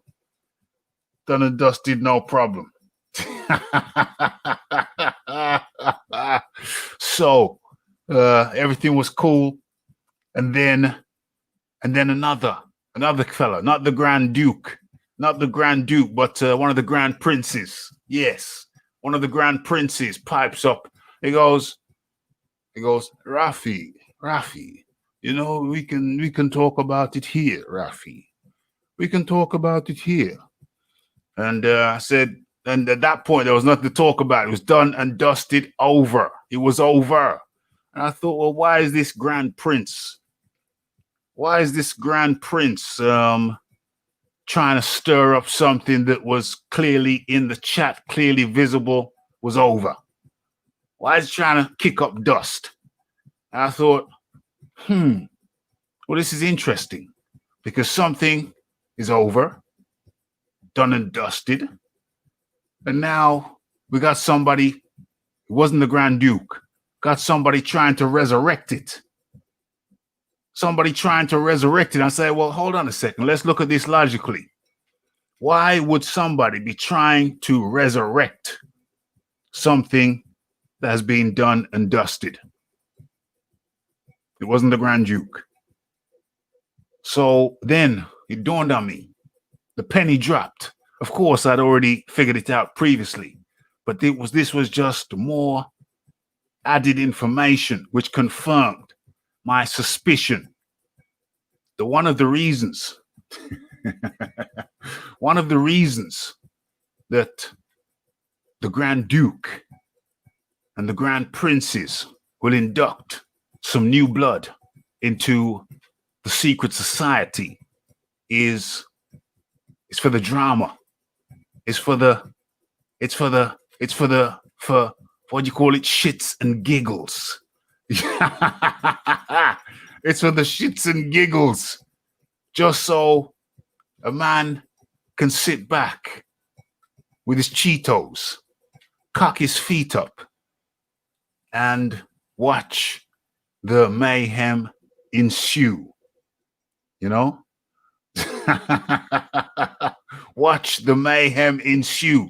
So in the secret societies, You get the new blood in, and it seems as if there's a perception that the new blood is going to be there to be performing, to be some kind of entertainer, some kind of entertainer. They're there for some kind of entertainment.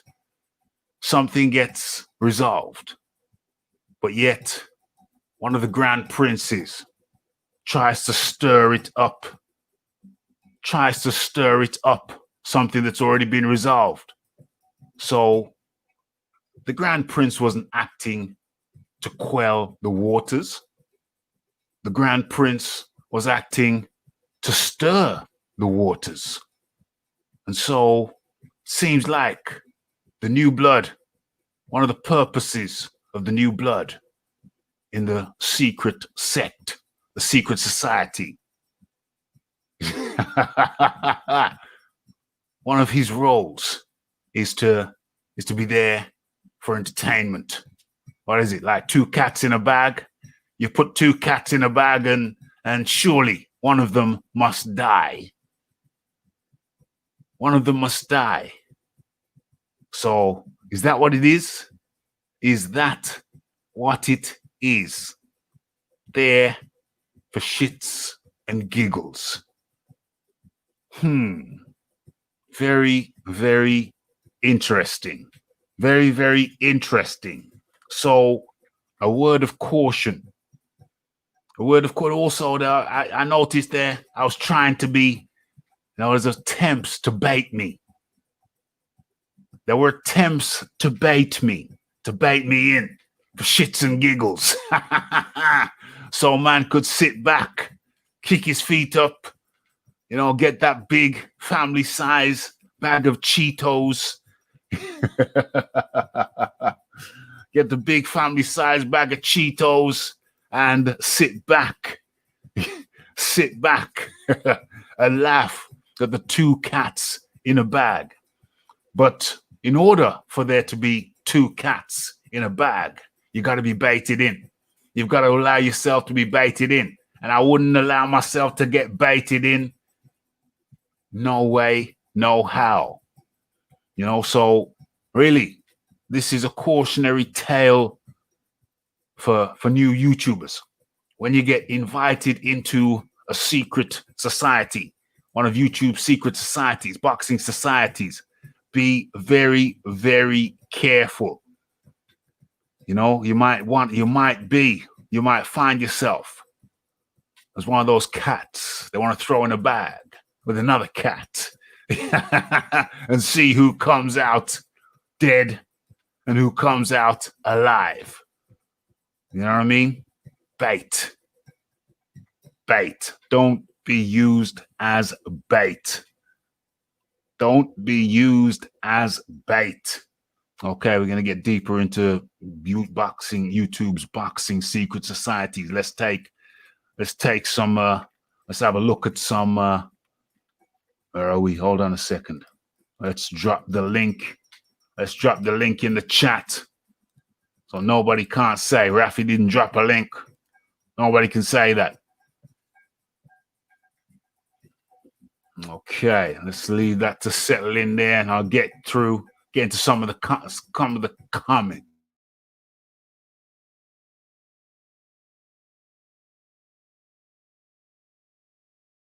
Just let that marinate. Let that marinate. And we have a guest. Boom, boom, boom. The Grand Wizard. That's it. The Grand Wizard is here, bro. The Grand Duke. The Grand Duke. The Grand Duke has made an appearance. Yes. The Grand Duke. Yes. The Grand Duke has been revealed. The Grand Duke has unmasked himself. Unmasked himself. So let's talk about the secret society, innit? Let's talk about my society, innit? The secret society. Yeah. The Google Hangout is a collection of YouTuber channels, in a hangout where you know, if you're in there, there's loads of channels in there. Some of them interacted, and it's just there to talk boxing. I was the one who added Rafi into. I've got numerous hangouts, yeah. I add Rafi into every single one. Okay. Also in my secret society, so-called secret society, you can put your videos. If you got your videos, like Rafi's got his video here, you can put them in the group, so people in the secret society can watch the group if they haven't seen. That's what it was about. Now, as Rafi has been a part of the secret society, Rafi has become an agitator. As everyone knows, he doesn't like Deontay Wilder, and occasionally Rafi will come in and he want to debate about Wilder, which is fine, which is perfectly fine. And because of that, now he's ruffed a couple of feathers. Yeah, and because he's ruffed a couple of feathers. Pause. Yeah, go ahead. Pause. Yes, pause. Okay, I'm not disagreeing with any. I'm not disagreeing with anything you've said. You can't. I'm telling the truth. Hold on. Pause. Don't forget what you're saying. But I just want to touch on Doctor. The fight doctor is up in here. The fight doctor is up in here. Exhibit A. And the link is also in the chat. People jump in. It's going to be a lively discussion with me and EJ. If you want in, the Grand Duke. The Grand Duke. The secret society. Duke didn't shy away. The Grand Duke didn't shy away. No, straight in. Didn't shy away. Didn't run from the battlefield. We got to love that. We got to love that. The chat is super active. People are pumped. Let there be light and name them. No, I don't name people. But if people want to name themselves for some convivial evening, scintillating chat, then the link is in the chat. You know where it is. Don't forget your word, EJ. But I have to acknowledge the people. So let there be light and name them. No, I don't name people, but EJ has unmasked himself as the Grand Duke, and that is much appreciated. We got Actual Facts Boxing Talk, Ace Santos up in the building. Yes, saludos to Raphael and the whole chat. Yes. Don't forget your word, EJ. But I have to do this. I have to acknowledge the people. Never poke the lion. Most unwise. Yes. Things just got interesting. Link is in the chat. Everybody welcome. The Grand Duke is up in the building. Oh no, Raphael. Hey, Santos.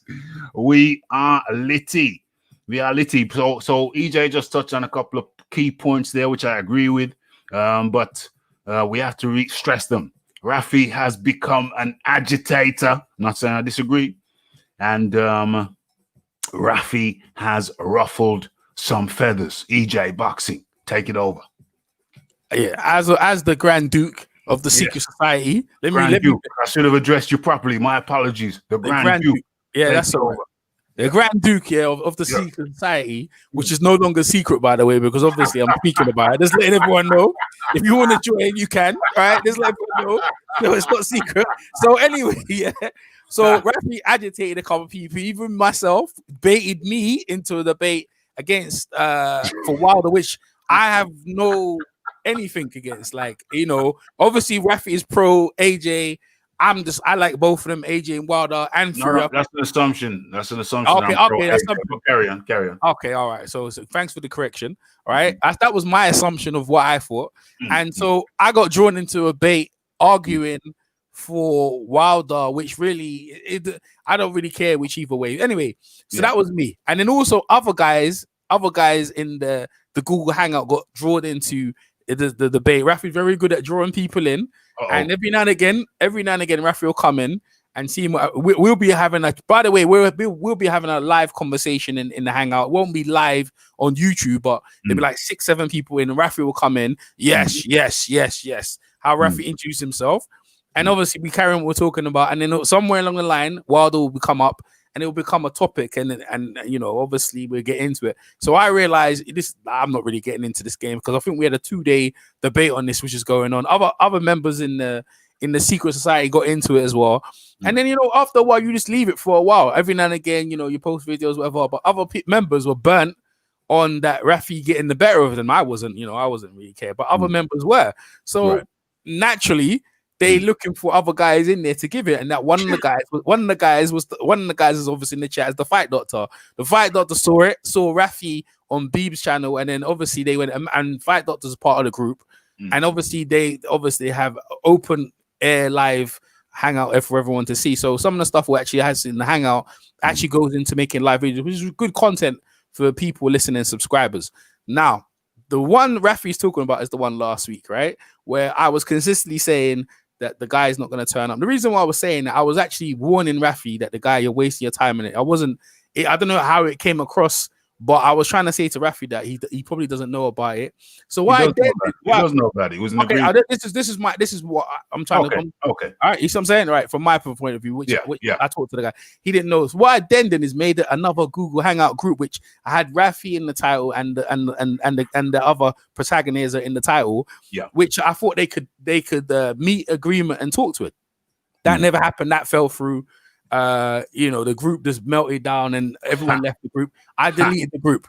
Then I just left it and just went about my business and forgot about it, because as far as I'm concerned, I support Rafi's channel, even though I'm part of the secret society. Even again, we argue, but the bottom line is that at the end of the day, we're YouTube users who put content for you guys who are listening. So one of the protagonists, Hold on. So remember your word. We got, what did I do? Show. Oh, damn it. It's not going to show. Okay. It's not going to show over on this side. It'll show on YouTube, but it won't show in StreamYard because it was withheld. So it's not going to show over. I can't highlight it, but I will read it out.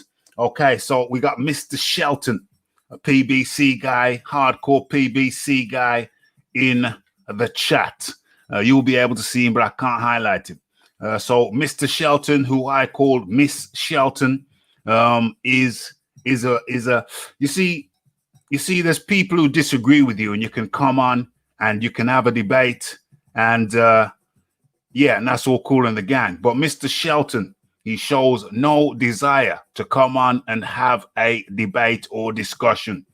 He just wants to sit on the sidelines with his Cheetos and his popcorn and throw rocks. But I can't respect that, because you don't have the gonads, Mr. Shelton or Miss Shelton. You don't have the gonads to come on here and chop it up. You don't have the minerals. You don't have the balls. You don't have what it takes. So you are not a man. You are a female. That's why I call you Miss Shelton. The day you can grow a set, the day you can grow a pair and come on the mic and rock the mic over here at Raphael Combat Radio, then that is the day you become a man. Until then, you are Miss Shelton. Okay? You can't come on today because I'm talking with some other people about some different things. But Friday, you are most welcome on Friday. I issue you a formal invitation, Miss Shelton, to come on here on Raphael Dawkins Combat Radio and rock the mic. Come and rock the mic. You will have an open mic. It's open mic. Come and rock the mic, Miss Shelton. Grow a pair, grow some minerals, grow some balls, and then come on over. Let's have a little convivial chat, Miss Shelton. But EJ, please carry on. The Grand Duke of the Secret Society continues. Grand Duke, yeah. All right, so where was I now? So basically, I left it, and obviously the hangout continued, and the discussion carried on. And one of the other guys, obviously, who Rafi got the better of, brought the topic up, and the person in question finally appeared now in the hangout, and they had a dialogue backwards and forwards.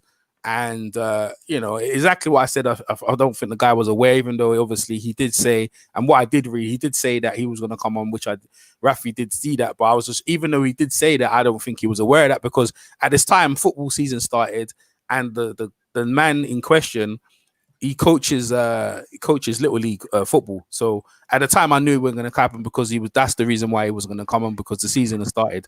If it was like probably weeks before, whether maybe he didn't realize at that point. But anyway, it's none of my business. That's between these two. But that's where it was left off. Yeah. And as far as I'm concerned, that's where it's left at that. But as far as I'm concerned, I don't think it's a secret society. I just got a collection of the best YouTubers who, in my opinion, can have a discussion private. This it was not really private. You can. It's not really private because, in my opinion, you're talking to another person. You can have calls on Google. It's not really. The only thing is just not live, really. But them hangouts originally, them hangouts initially, how they came about. They were actually from the Google before the StreamYard did. So before the StreamYard, these hangouts used to be live hangouts. So there's just basically shells of the Google Lives used to be before. And I used to have like people like 6 people on or 10 people on at the same time. You couldn't mute or anything like that. But the old Google Hangout was limited in what you could do, but you could do that. So that's what they Google Hangouts are. They're shells of the ones before. But like I said to you, in my opinion, I wouldn't call it society or thing society. It's just a combo of people who have disagreements or whatever, and you kind of hash it out. And you're right. People do sit back on the sideline with the popcorns and stuff, and other people do. He's 100% right. People do get tuned out and leave the hangout and can't take it no more and get pissed off. But people do come back, and people do come back every now and again and say, "Yeah, well, I'm coming back because they miss the banter," and that's really what it's about, banter. And out of the banter comes really good content for people's channels. If you see on my channel, I've got this thing called the Hater Report, and most of the Hater Report is from that. Is from most of the banter. No, not from you. You're one of them. I feature more in the Hater Report than any other YouTuber. You actually don't. It's probably Edge No 50 was on a lot of them, and also Edge No and Dan the Man, and also Low Place. Okay. I don't know where he is at the minute, but you definitely did feature on them, and that's where they came from. The Hater Report came from disagreements, and they felt like someone was hating. And Rafi himself, in his own opinion, is coming to stir the pot, and he was looking for that work, and that's how what happened. So, as far as I'm concerned, being the Grand Duke of the Secret Society, I'm officially open up to the public. So anyone wants to join, let me know. So we're no longer secret no more. So that's no. I'm not saying there's anything wrong with. Sorry, Santa. Sorry, I'll bring it in a second. But what I'm saying is, I'm not saying there's anything wrong with with having secret societies. I'm just talking about my experience in a secret society. Now, everything EJ said, cool. Fine. I'll bring you the second day, Santos. Fine. But what I noticed latterly of late is that when the matter was resolved between me and the person, there were agitators, or one in particular, it wasn't you, who tried to whip it up again. Somebody tried to whip it up again. It was done. It was dusted. And somebody tried to whip it up again. So now that's like 2 cats in a bag. There's no problem. Problem has been resolved. Now you go to carry on about your business, and somebody tries to drag you back. Say, "Well, no. We can. Let's resolve the matter here. The matter was already resolved, and the man's talking about let's try and resolve the matter here." Now you see, that's where you get the duplicity. That's where the duplicity comes in. Somebody trying to act and pretend like they're trying to resolve. You see, now Shelton comes in today when I told him that we're talking about something totally different. So what he's going to do now, he said, I went on and Rafi didn't let me on. Shelton, Miss Shelton, come back on Friday, not today. Today is not about you, Miss Shelton. Yeah, I'm glad to see you've grown some minerals, but today is not the day for you. Today we're talking about secret societies. Totally different topic. Come back on Friday, say about 10 p.m. UK time. That's 5 p.m. Eastern. And if you can't make it on Friday, Miss Shelton, come back on the same time Monday. Monday coming. So you got 2 choices. If Friday ain't good, then come back on Monday. And I know that Monday is good. So all you got to do is write in the chat and tell me which day you prefer, and I'll get that sorted out. Yeah? You're coming. You see how people come in. They get an open mic. They get to say whatever they want to say. So whatever you want to say, but come back on Friday or Monday, Miss Shelton. Okay? LDBC guy. Okay. So, dismissed for now. But write in which day you want to come back, Monday or Friday. Write that in the chat. Damn. Mr. Shelton keeps on getting blocked. So he did write something in. You can see it over there. Your hangouts are full of frauds. man, liars and narrative pushers. Yeah, I didn't block your converse. I didn't block what you wrote. YouTube blocked it. My blocker blocked it. But I saw what you wrote just there. That's fine. Just tell me when you want to come in, Monday or Friday. This Friday or Monday coming. Take your pick. Monday or Friday. Mr. Shelton. Yeah. Write in Monday or Friday. Which one? Oh, I see you there. I see you there. He's written in duck. You really hurt after the last debate, man. You obviously won't want Monday or Friday. Write in Monday or Friday. Which one? It's up to you. You get an open mic. You get to say what you want to say. Tell me Monday or Friday. Which one's good for you? Which one's good for you? Monday or Friday? Write it in the chat. Monday or Friday. Okay. I'll wait for I'll wait for Miss Shelton to make his decision. Monday or Friday. What's going on here? I'll take all the smoke. Red Glove Militant up in the building. Okay, Marla up in the building.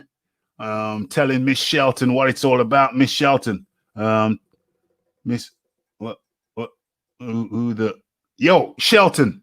Monday or Friday. Write it in the chat. Monday or Friday. Monday or Friday. Anyway, you see this? You see this nonsense? Told him he couldn't come in today, so he comes in today trying to get out to Monday or Friday. Monday or Friday. Anyway, I'll come back to the chat in a second. So yeah, as I was saying, so the situation, so we got an agitator. It wasn't the Grand Duke. We got an agitator trying to stir up a situation. Monday or Friday. Look. I ask you a simple question. Monday or Friday. Monday or Friday. Monday or Friday. Yo. And he's writing all kinds of crap, but not Monday or Friday. Monday or Friday. Yo, Raph. Yeah, man. How you doing? He gonna keep fucking around, Raph. My bad. I'm sorry about cursing. Yeah. He's gonna keep messing around. So Monday or Friday. You know. Monday or Friday. Take your pick. Monday or Friday. Pick a day. Pick a day. Pick a day. Now he's going to run back. Now he's going to run back and say, oh, came on. Oh, came on. But Rafi wouldn't let me. Rafi wouldn't let me on. Monday or Friday, Miss Shelton. Monday or Friday. How many times have I got to say it? Monday or Friday. Write it in the chat. I think you got to say it a certain way for him, though, Shelton. I mean, what the hell have I got to do to get this guy to write Monday or Friday? What the hell have I got to do? You got to say it a certain way, like a certain, Monday or Friday, baby. You got to say it like his favorite boxer, baby. You know what? Listen, I'll leave that fool. Sheldon, Miss Sheldon, grow a pair and pick a day, Monday or Friday. Nah, don't time him out. Don't time him out. Don't time him out. Let him stay. Let him stay. Let him stay. Don't time him out. Let him stay. Let him stay. Monday or Friday. Nah, man, don't time him out. Let him stay. Let him stay. Let him stay. We're not the LDBC. We let people talk over here. You are too LDBC. Look at this fool here. Look at this fool here, writing all kinds of crap, but won't pick a day. Monday or Friday. Anyway, hey Santos, how you doing? Talk to the people. Man. Talk to the people. I'm good. Yeah. So, yeah. Thanks for having me on. 100. I'm Andrew Santos, Actual Facts, Boxing Talk.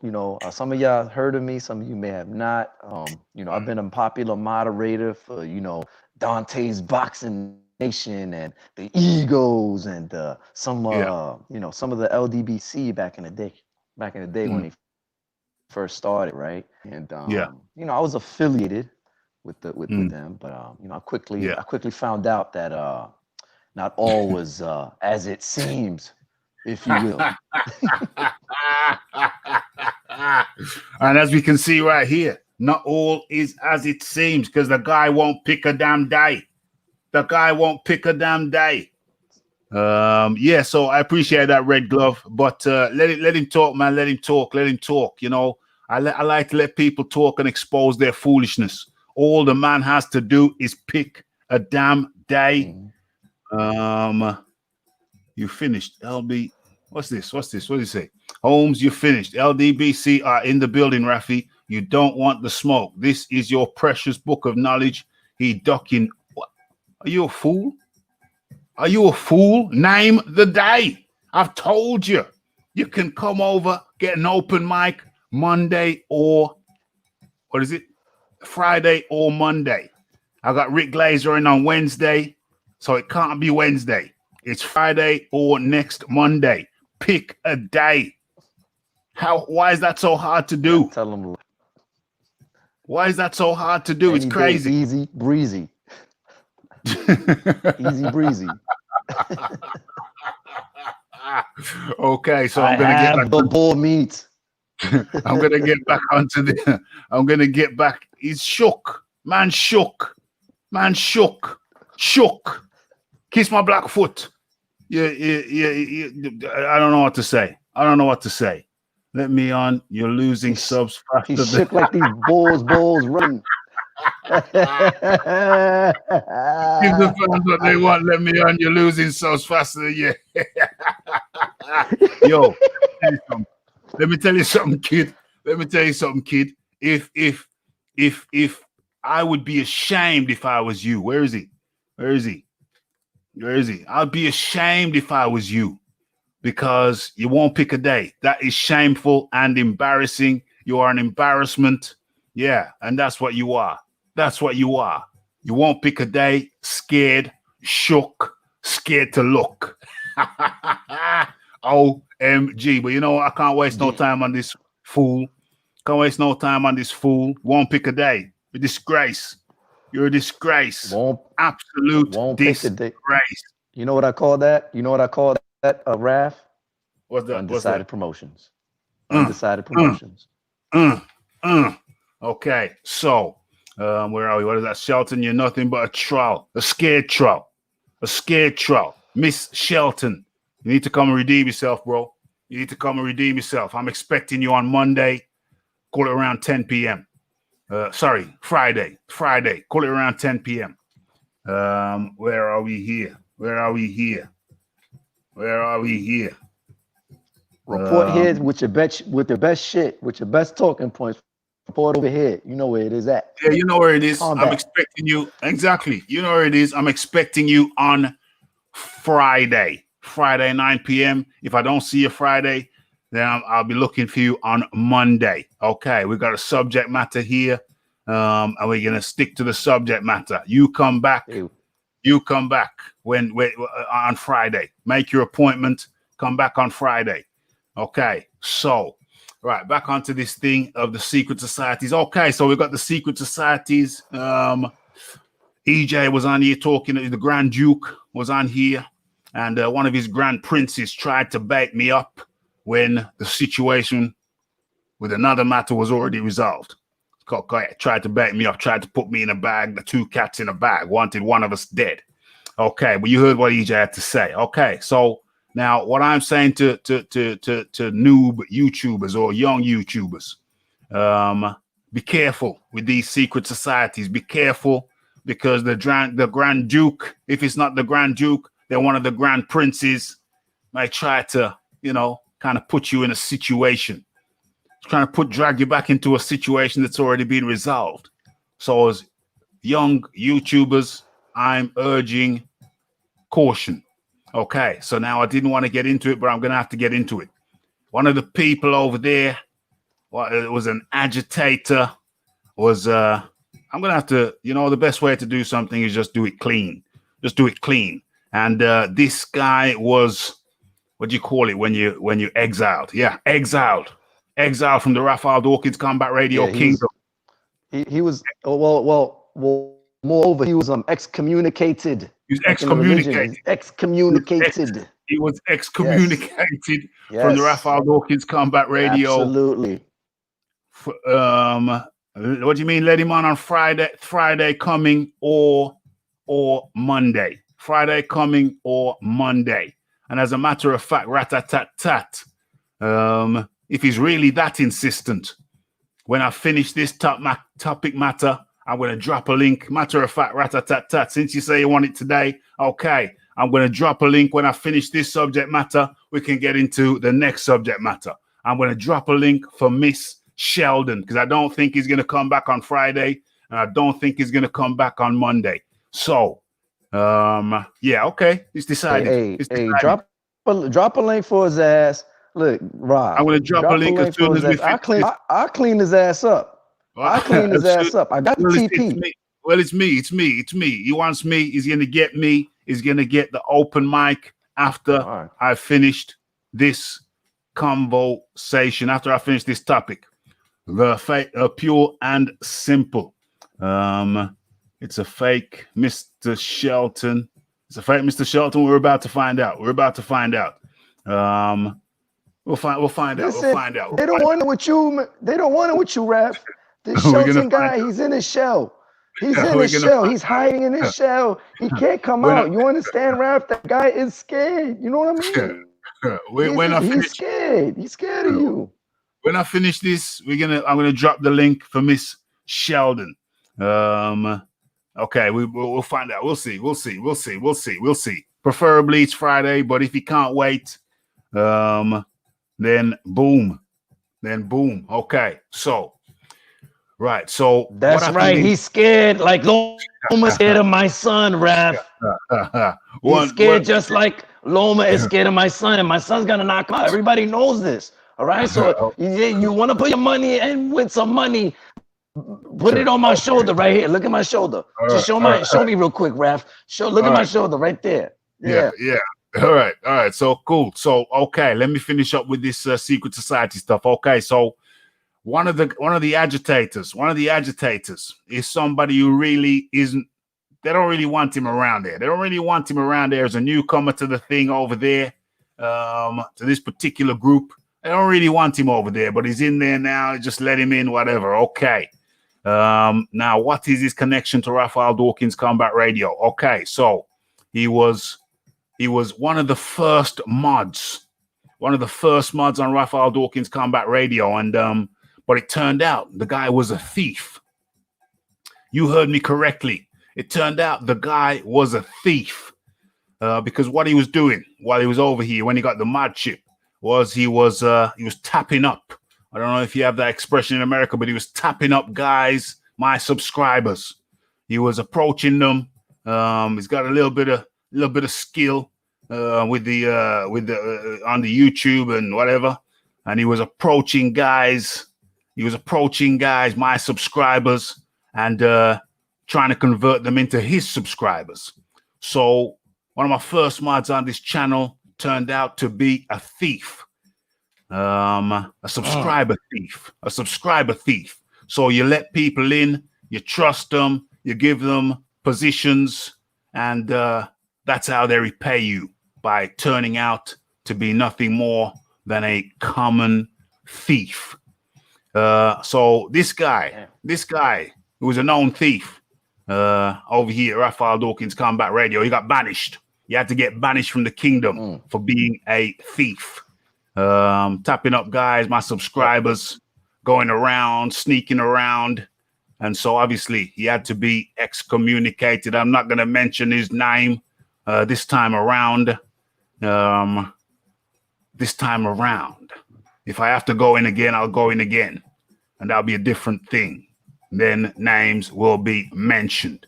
Okay, so this thief had the audacity to try and drop some shade on the Rafi. In the secret society, trying to drop some shade on the Rafi. It wasn't the Grand Duke. It wasn't any of the Grand Princes. Some other guy who they don't really want in there anyway. But yeah, should I give his initials? No, I'm not gonna. Should I?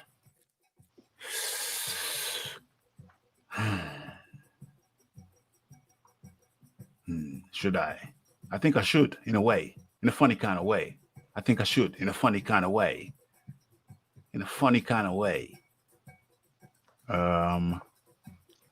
I mean, yes, look, Raph, T, look. T, He tried to look. T, He tried to damage you. You know what I'm saying? yeah, So, T. Yeah, you're right. TT is the initials. I'm gonna leave it there for now. I ain't gonna go no deeper in on that, but I will give you the initials and I'll leave it there. But so a thief has the audacity, a thief has the audacity to try to drop some shade on me. No, that's TG. I said T, Tango. So yeah, TT, those are the initials. I ain't going no further than that, but he was a thief over here at Raphael Dawkins, and the thief has got the audacity to be in a secret society area of which he is not wanted. I don't want him over there. I don't like you over there, bro. What, you fool? You're a fool. You're trying to show shade at the Rafi. You're trying to throw shade at the Rafi. Well, I ain't gonna totally bury you. I buried you once before. Oh, sorry. I made a video on it, on the expulsion. I made a video on it. It was a live show. I'm not going to tell you which live show it was. But if TT wants to try and throw any more shade at the Rafi, then yeah, I'm going to have to go all in. I will go all in and I will drop the link for TT. As a matter of fact, TT can use the limp and jump in right now if he wants to. You know what I'm saying? He can jump right in now if he wants to.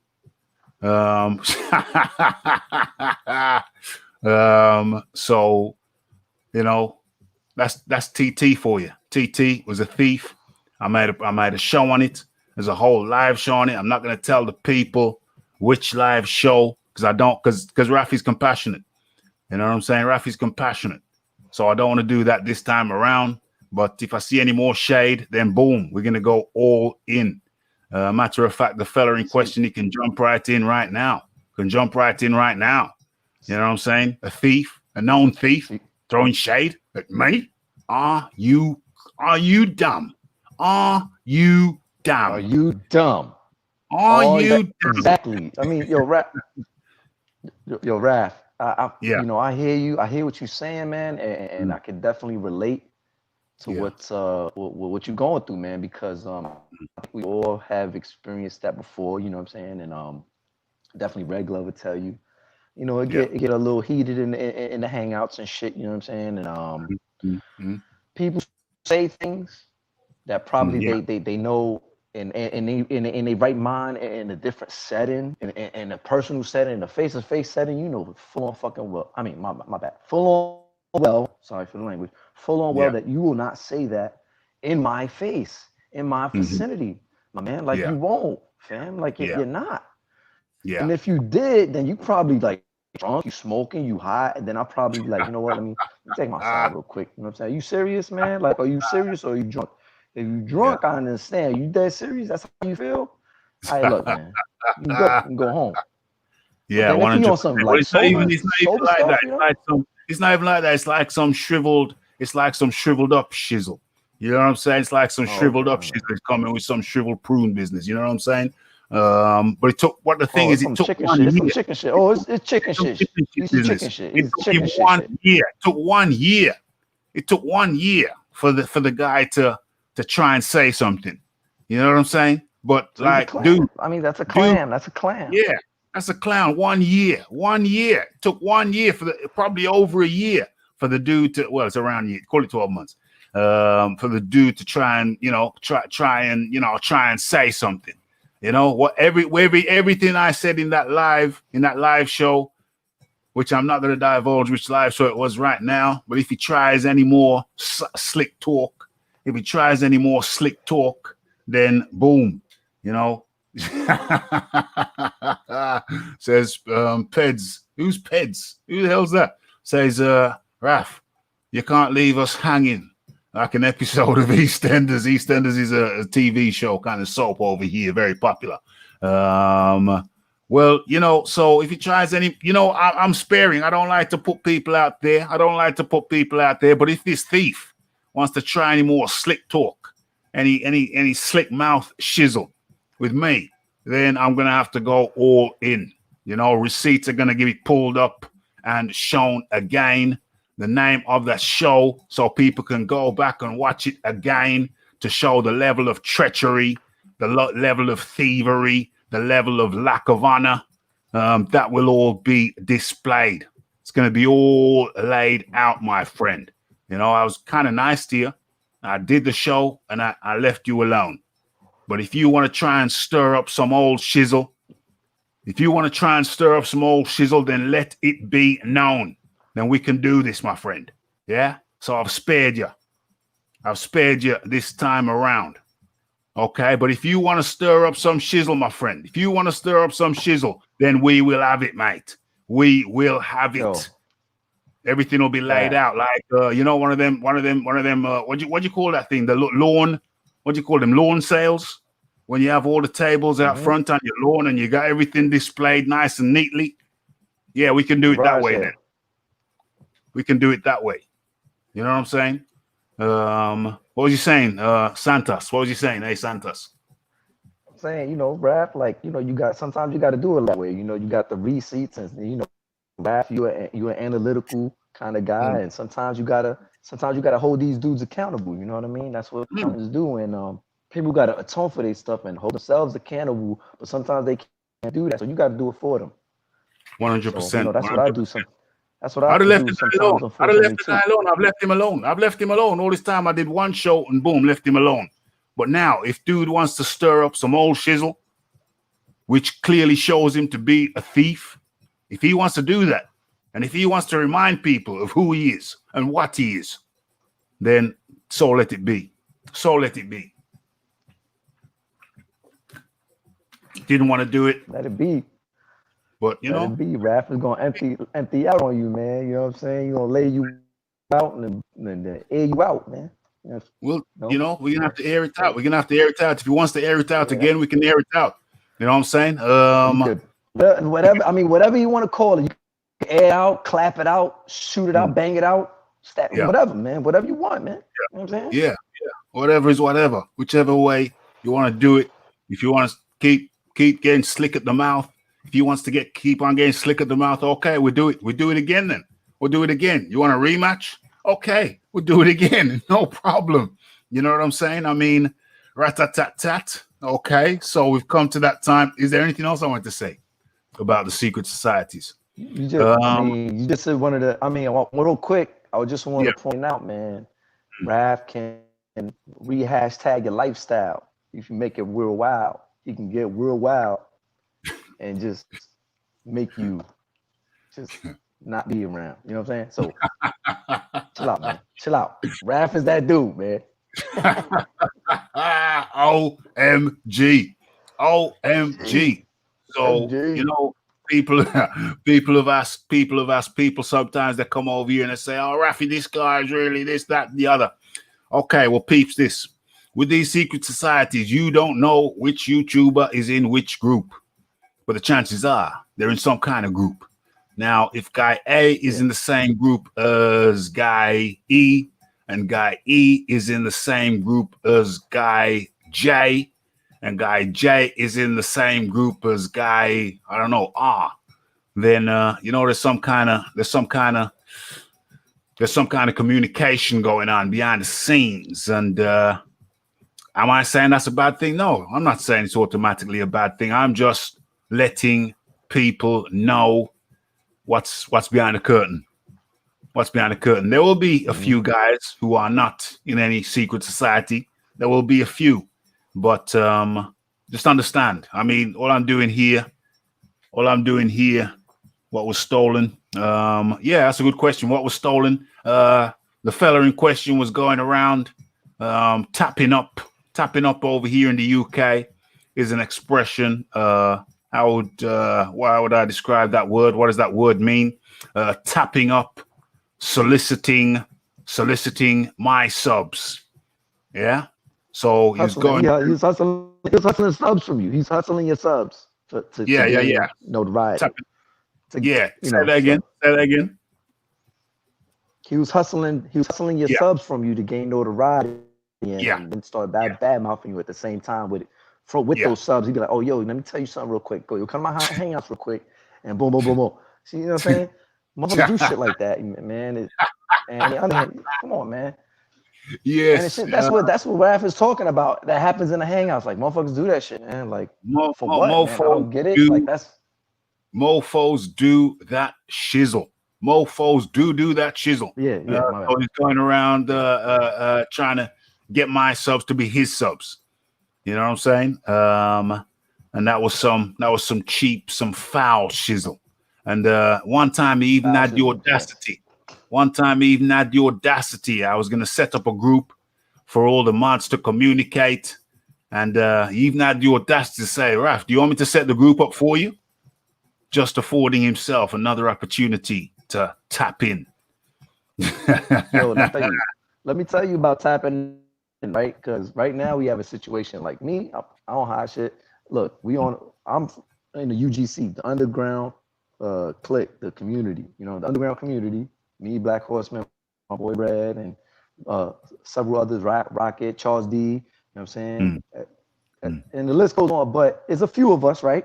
And our thing is we just keep it unbiased and real, call it straight down the middle, you know. And you know we have to flame you if equal flame for everybody, right? Equal flame for everybody. You know what I'm saying? Because if you do something for you get receipts and you get held accountable, right? Because like how you talk about, I got the receipts. If you want it, come and get it. So 100. our thing is we rather keep it real with the few than freaking be famous with the fake. You know what I'm saying? So all that shit like, yo, I got this many subs, that don't really mean nothing. People been buying subs for a long time. These big popular channels. So it's you know. So that don't impress me. Likewise, that don't impress me. What I've got, what I've created. For someone to come over and try and tap up my subs and contaminate the water, nah, can't have that. Can't have that. I'd rather have a good crew of people, a good crew of subs. I turn people back all the time.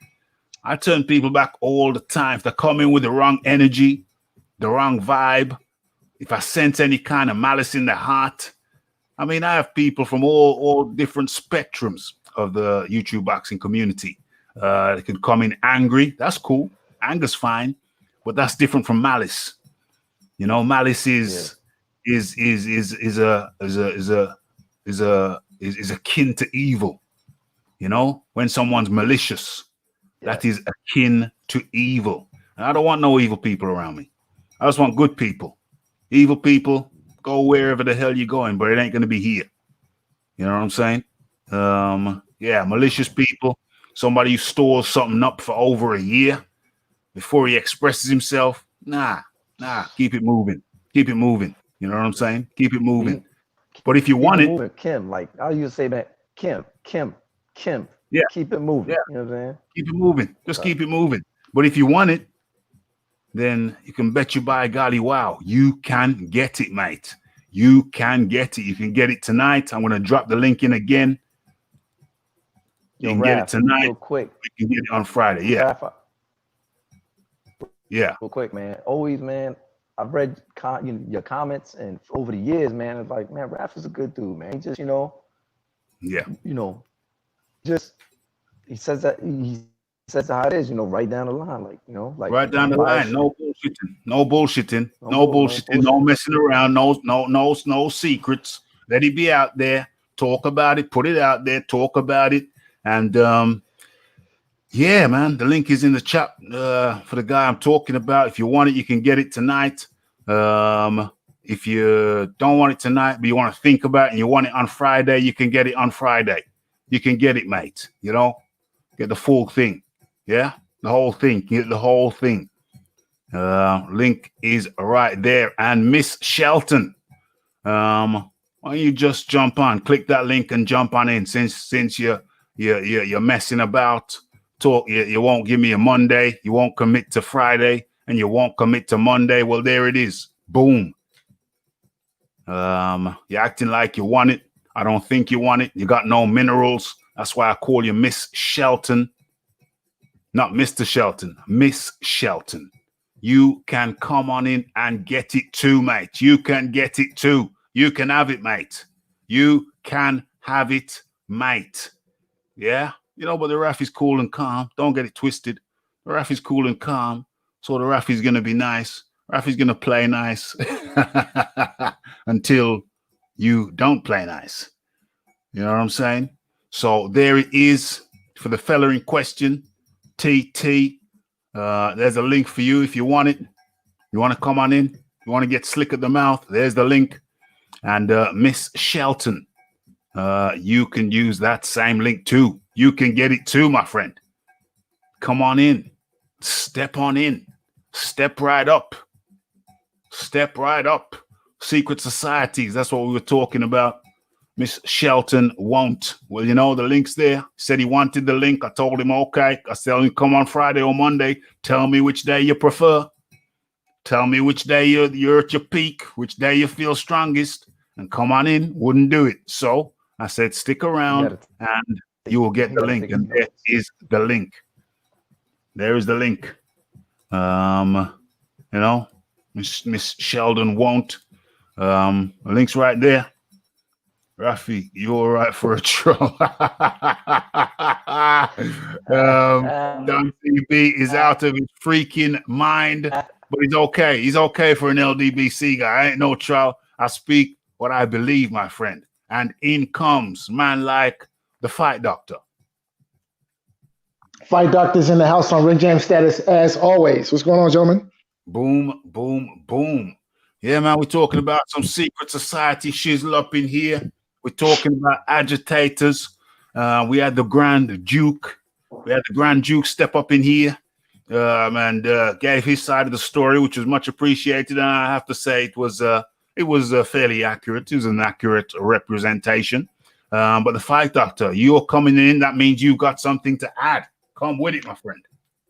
Can I speak on the whole LDBCQ group real quick? Anything you want to talk about? So now all of those guys, at least the ones that I know about, they're not all bad. No. All right. However, there is definitely a don't know anything about boxing element to the whole LDBCQ community, right? Yeah. And this guy, Mrs. Shelton, the one who lacks mineral. Miss. Nobody will take her. Right, Miss Shelton. Sounds like she's part of that, part of that, collective that doesn't know anything about boxing. Part of the Roger Mayweather contingent. The you don't know shizno about boxing contingent. Okay. Yeah. So listen, this was a long time ago. I was listening to a podcast by the LDBC. They were the LDBCQ, and they were discussing the top welterweights all time. Right? And this just sort of demonstrates. So this is the LDBCQ in the microcosm, okay? They were discussing the greatest welterweights all time. And you go 15 minutes into the video before anyone says Sugar Ray Leonard's name. Yeah. And the video is only like 20 minutes long. So where the LDBCQ community is concerned, I think that's basically all you need to know. That's not good. That's not good at all. That ain't good. But Miss Shelton, the link is there. Is there for you. And the other guy who looks like he wants to get slick at the mouth, the link is there for you also. Miss Shelton, come on in. Oh, Miss Shelton ducks off. Miss Shelton, come on back. Welcome back.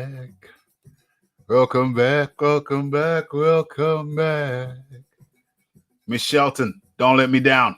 Who's dropped off? Somebody's dropped off. Hey, Santos has dropped off. But Miss Shelton, you are summoned. You are summoned here before the court. Come on through and represent yourself. Come on. Hold on, I heard a pop. Looks like Miss Shelton. Oh no, you're not connected, A Santos. You're connected now. Boom, boom, boom. Yeah. Hey Santos, you're back in. Come on. James Jameson says Doc. Yeah, come on. Where's Where Shelton are at, you? though? Where's Miss Shelton? Miss Shelton. Get over here. Get over here, Miss Shelton. Oh, he's back. Miss Shelton, you're live. Unmute. You just muted yourself. Unmute yourself. Miss Shelton, unmute yourself. I'm muted. Miss Shelton, unmute yourself. Miss Shelton, unmute yourself. I got one. Yeah, talk. Talk, Miss Shelton. Miss Shelton, talk. Yeah, I think this is a false flag attack. This is not Miss Shelton in the flesh. This is a false flag. That's what this is. False flag. Man. Get out of here. Wasting my time.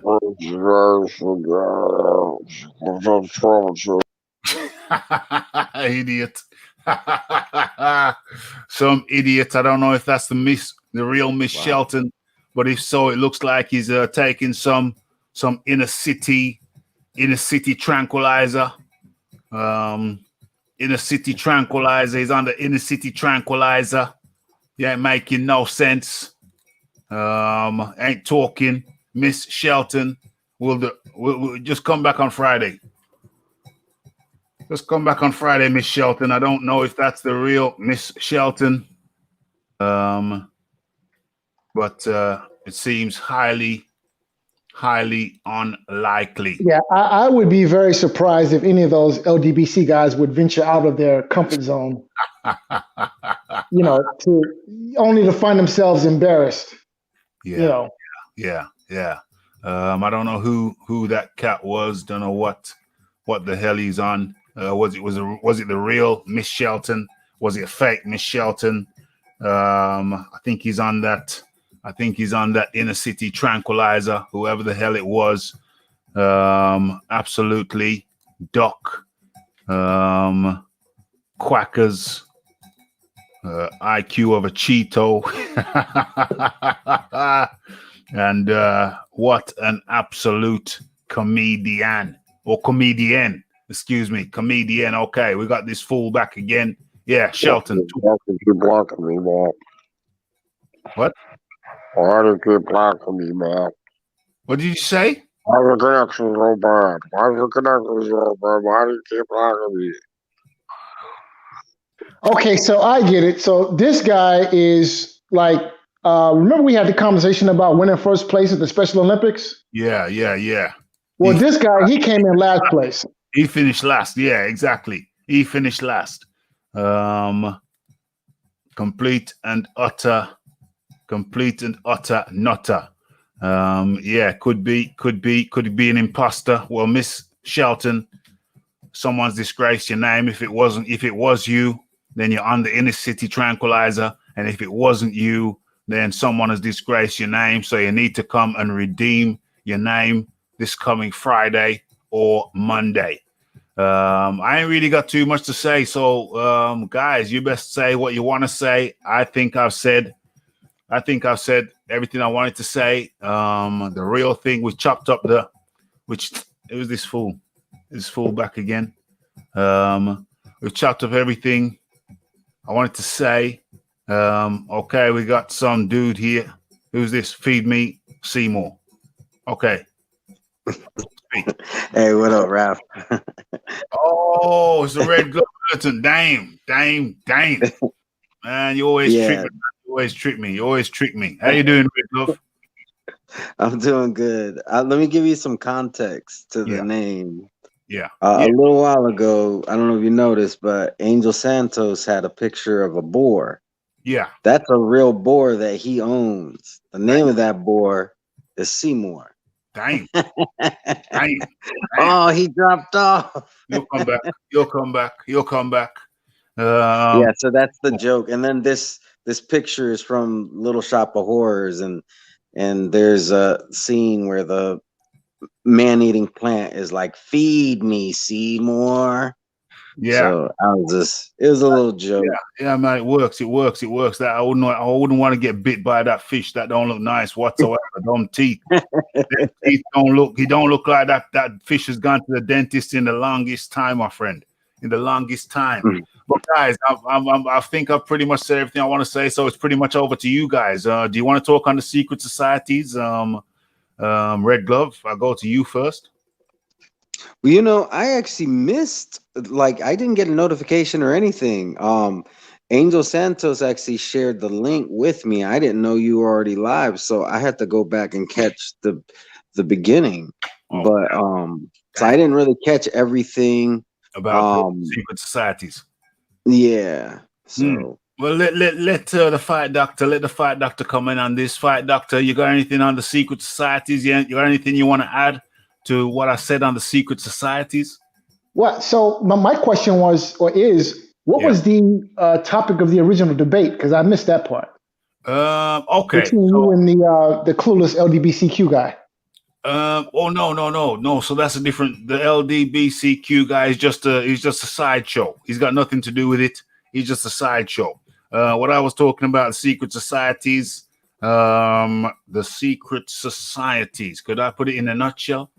I don't even think I could put it in a nutshell. It's a piece that unravels and evolves as it goes. So really, if you guys haven't heard it, the best thing is for you to catch the replay, wind it back a little bit, and listen to it, and we can talk about it on another time, because it's like a rolling hill. It's like a rolling hill, rolling valleys, hills and valleys, until I get to the conclusion. So it's a nice piece. Hey, Santos. I think, you're still muted.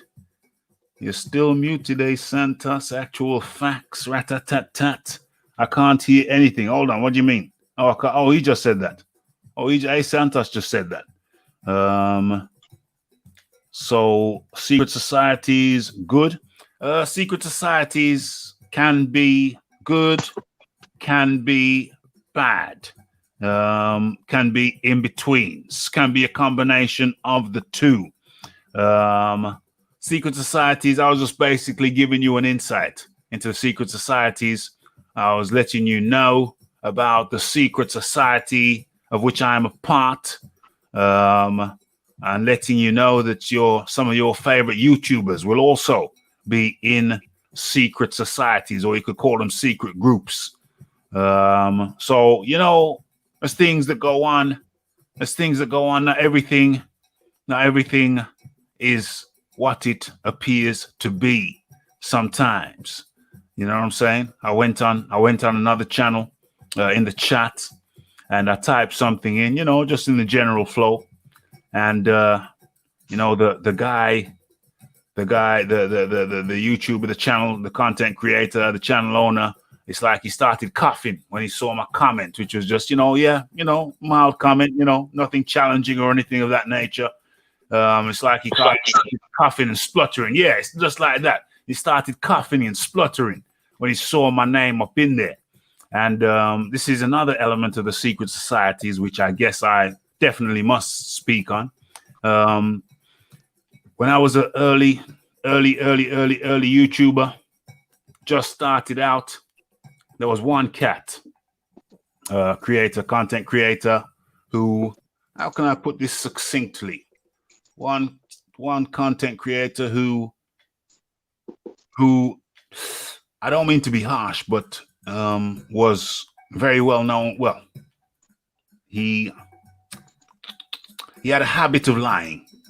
He was a liar. That was always suspected by some, me included.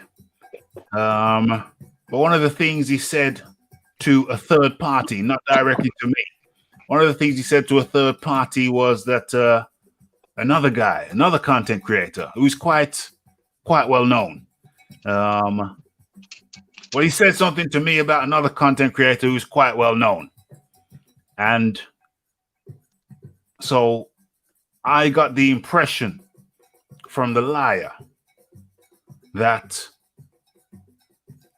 I get a certain impression from the liar about another content creator. So that's one content creator talking about another content creator. And I got an impression. And I thought, so I stayed away from the other content creator on the basis of what the first content creator allegedly said, which got to me through a third party. And then I thought, okay, fine. I'll just stay away from the other content creator. I'll just stay away from him. And then slowly but surely, it dawned on me. Hold on a second. What if that dude said something to the other content creator through another third party, giving the thought some kind of authenticity?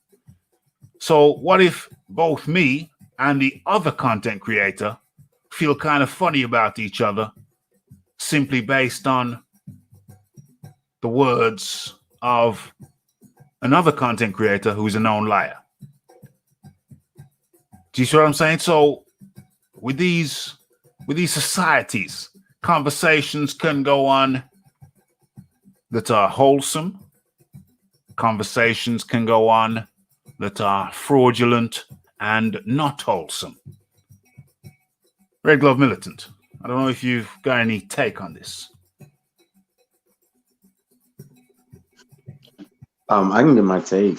I think it's very important that everybody show everybody else a base level of respect. Mm-hmm. And we're all guilty of doing that, where we hear something about somebody and we just automatically believe it. Yeah. I encourage people to maybe take it into consideration, but you have to remember that is that person's experience with that person. Some people just don't mesh well together.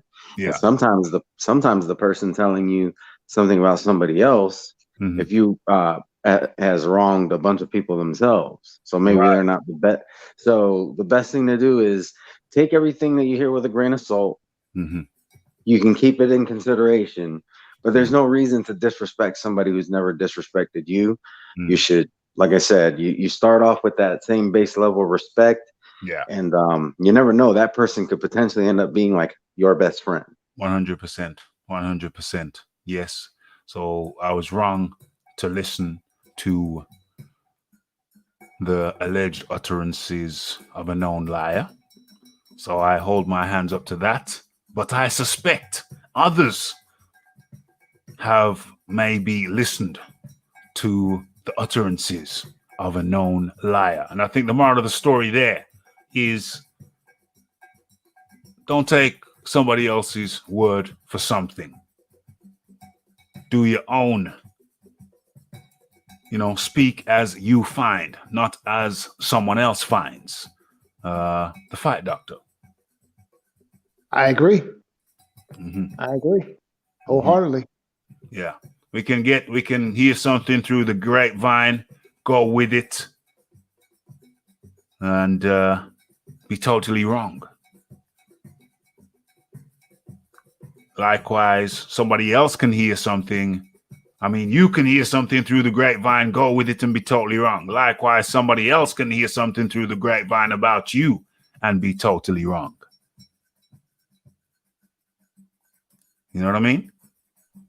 Yeah, it's all the more reason why, if this guy is really part of the LDBCQ community, he needs to come on here and stake his claim, or speak his piece. Speak his piece. Speak his piece. It's not even about the LDBC. No LDBC are involved in this triangle, or what do you call it, quadrant or whatever. But I think the message of the story, the alleged utterances of a liar, my lord. I think the moral of the story there is that, we got to be careful. We got to be careful about taking the alleged utterances of a liar. you got to be careful. We got to be careful about third-party information.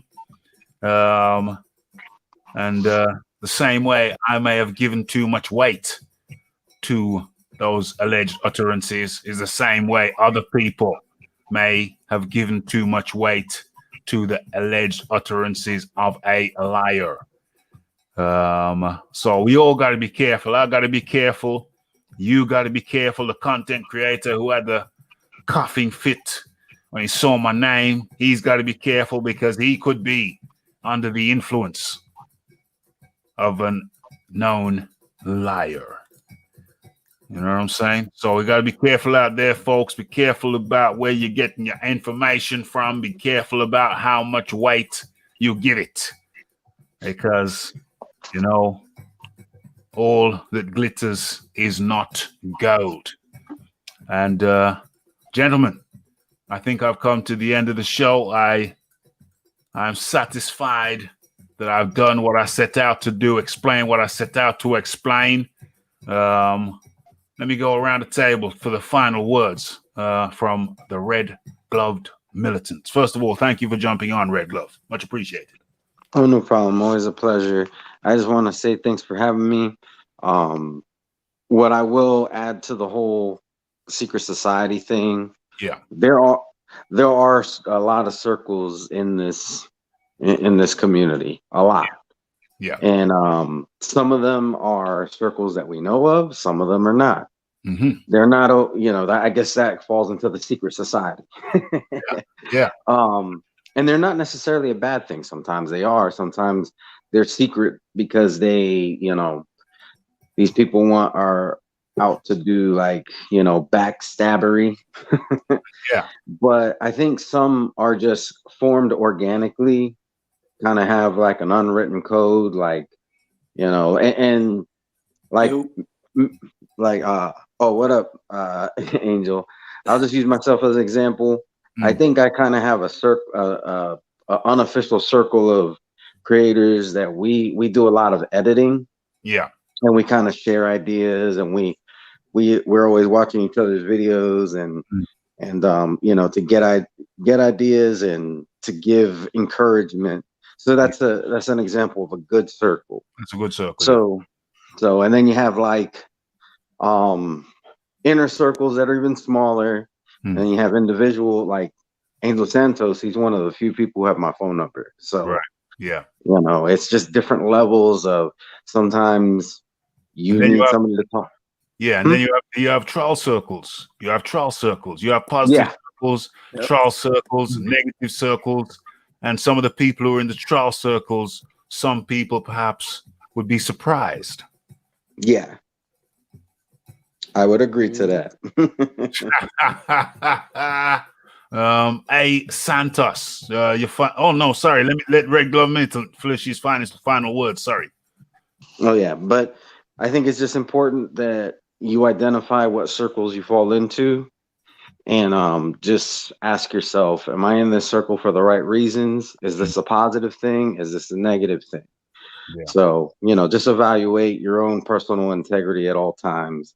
Kind of like, protect yourself at all times. Mm-hmm. Evaluate your own personal integrity at all times, because at the end of the day, it doesn't matter what circle you're in. If you have no integrity, everything is doomed to fail. And that's all I have to say. 100%. That was Red Glove Militant. 100%. Much appreciation. This guy's own channel. Much thanks to the Red Glove Militant. Those are his final words. Moving over to A Santos. A Santos, your final words. Thank you for joining. Well, yeah, man. Well, I'm glad my brother got on and shared his words of wisdom with y'all. That's why he's up here. That's why I asked Raph to come up here, and Raph's a good dude, and I just see Red Glove will tell you our group, the UGC, it was organic. So things happen or whatever. People have their ways or whatever about them, and me. I do what I can to give people good advice, right? Yeah. And words of wisdom, and just guide them through, because I'm almost 40, and Yeah. I've been through a lot, right? I've been Yeah. seeing a lot in my life, so I'm a veteran, literally, Yeah, yeah, man. and even before that, before I even went to the military, I came up rough, and I saw how people who can get, you know what I'm saying, and I always see real and fake people, you know what I'm saying, and all my life, so I could definitely tell you again, and caveat off what Red Glove said. Yeah. You got to be a man of your word. You know what I'm saying? Stick to you know, your word, and Yeah. who are you? What makes you? Yeah. And if you're not right and you're not true, Mhm. you don't have that integrity at all. Mhm. Exactly what he said. And at the end of the day, it's up to you. It's on you. Yeah. You got to be the one in the mirror to say, you know what, I fucked up. You know what I'm Yeah. saying? Because we all have done it as men. Of course. Nobody is here is infallible, and nobody here is perfect, and we all made mistakes. You know what I 100. mean? But it's what you, at the end of the day, is what can you do at the end of the day to recover from that mistake and then move on with life, and then probably make amends, at least. Yeah. You know what I'm saying, with people, right? Yeah. And 100. that shows the definition of what being a man is, and going through life and being a wise person at that. A 100. wise 100. person, and being a good human being. That's it. 100%. 100%. All sense. And that was A Santos. A Santos. Much appreciation for jumping on. And now we down to the Fight Doctor. Fight Doctor. Just wanted to send a shout out to Red Glove Militant and to Actual Facts. Yeah. I actually have nothing to add behind that. I think those two gentlemen brought it home very nicely. 100. So the only thing I can say, only thing I would like to say behind that would be is I would like for one of those LGBTQ gentlemen to come over here and show their face. Come over. And let's have a debate. Let's have a debate, man. Let's have a debate. Let's have a respectful debate. Let's have a respectful discussion. The link has been out there for how long now? So now it's Friday. Friday is going to be the next evening show. It might be Thursday, but that's just a maybe. But definitely Friday. So LDBCQ, whatever you want to call yourself, come on over for a respectful discussion. It's all good. It's the Raphael Dawkins. It's the Combat Radio. We do you right over here. Let everybody have their say. And that was the Fight Doctor. Fight Doctor, much appreciation for coming on over. And we talk again real soon. Much appreciation to the Fight Doctor. Okay, so, and where are we? And boom, boom, boom. And then there was one. What's this picture over here? Oh, I don't want it full screen. That's for sure.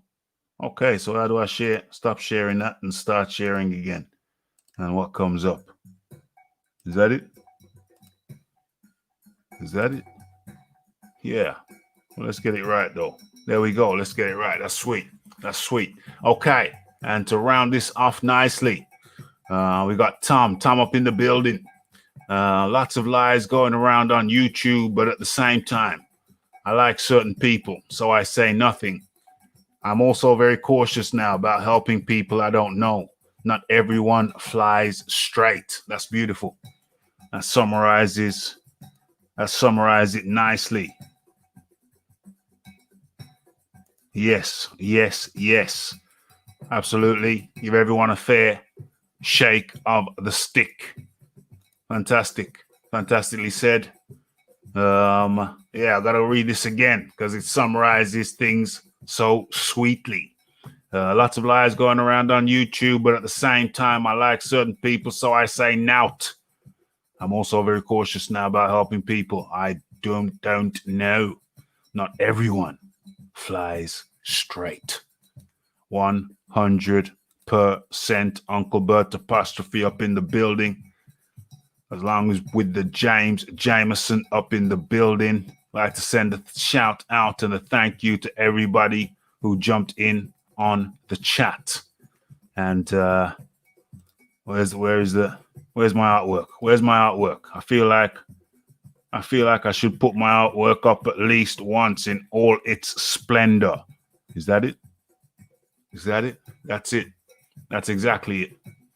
And I think we've come to the end of the show, end of the road, end of the show for tonight. We've done it. It's been a Monday. It's been Boxing Talk with Rafi, 174, and we've looked at the weekend's fights, and we've gone into the main topic. Cypher Bud came in early, and then there was the fight doctor, A. Santos, and of course, the red-gloved militant. Have I missed anybody? Have I missed anyone? I hope I have not. I think that was everybody who came up in here today. So, much appreciation to everybody who jumped on. Much appreciation to everybody in the chat. And, you're in tune to Boxing Talk with Rafi. Of course, on Wednesday, we have Ask Rick, where we're joined by Rick Glazer, where we chop up all things boxing. It's a Q&A session, so you are free to get your questions asked and answered by industry insider, matchmaker, Rick Glazer. That's the Wednesday. And then, of course, there's the Friday. We come back with another installment of Boxing Talk with Rafi, where we talk boxing and maybe some other topics too. Okay, and don't forget to check out the videos, because I'm dropping videos now pretty much on a daily basis. Want to get back to doing videos, staying sharp. Dame, Prudent Man up in the building also. And of course, the Philip Carl Roberts. And of course, the James Jameson says, thanks for your time, Rafi. Great show. Much appreciation. Much appreciation to you all. Everybody on the panel, the Secret Friday show. Everybody on the panel and everybody in the chat. It's been a pleasure for me. I was tired. I was dog tired when I started it. And now I feel fresh, reinvigorated, rejuvenated. But it's 1:15 a.m. over here in the UK, so we got to wrap this baby up. It's the Raphael Dawkins, it's the Combat Radio, it's the like, it's the subscribe, it's the comments, it's the shares, and it is the hitting that bell icon to stay updated with news and notifications. And don't forget about the live shows. Don't forget to follow me on Twitter. What else is there? Yeah, it's Raphael Dawkins, it's the Combat Radio, and I'm out. Blessed.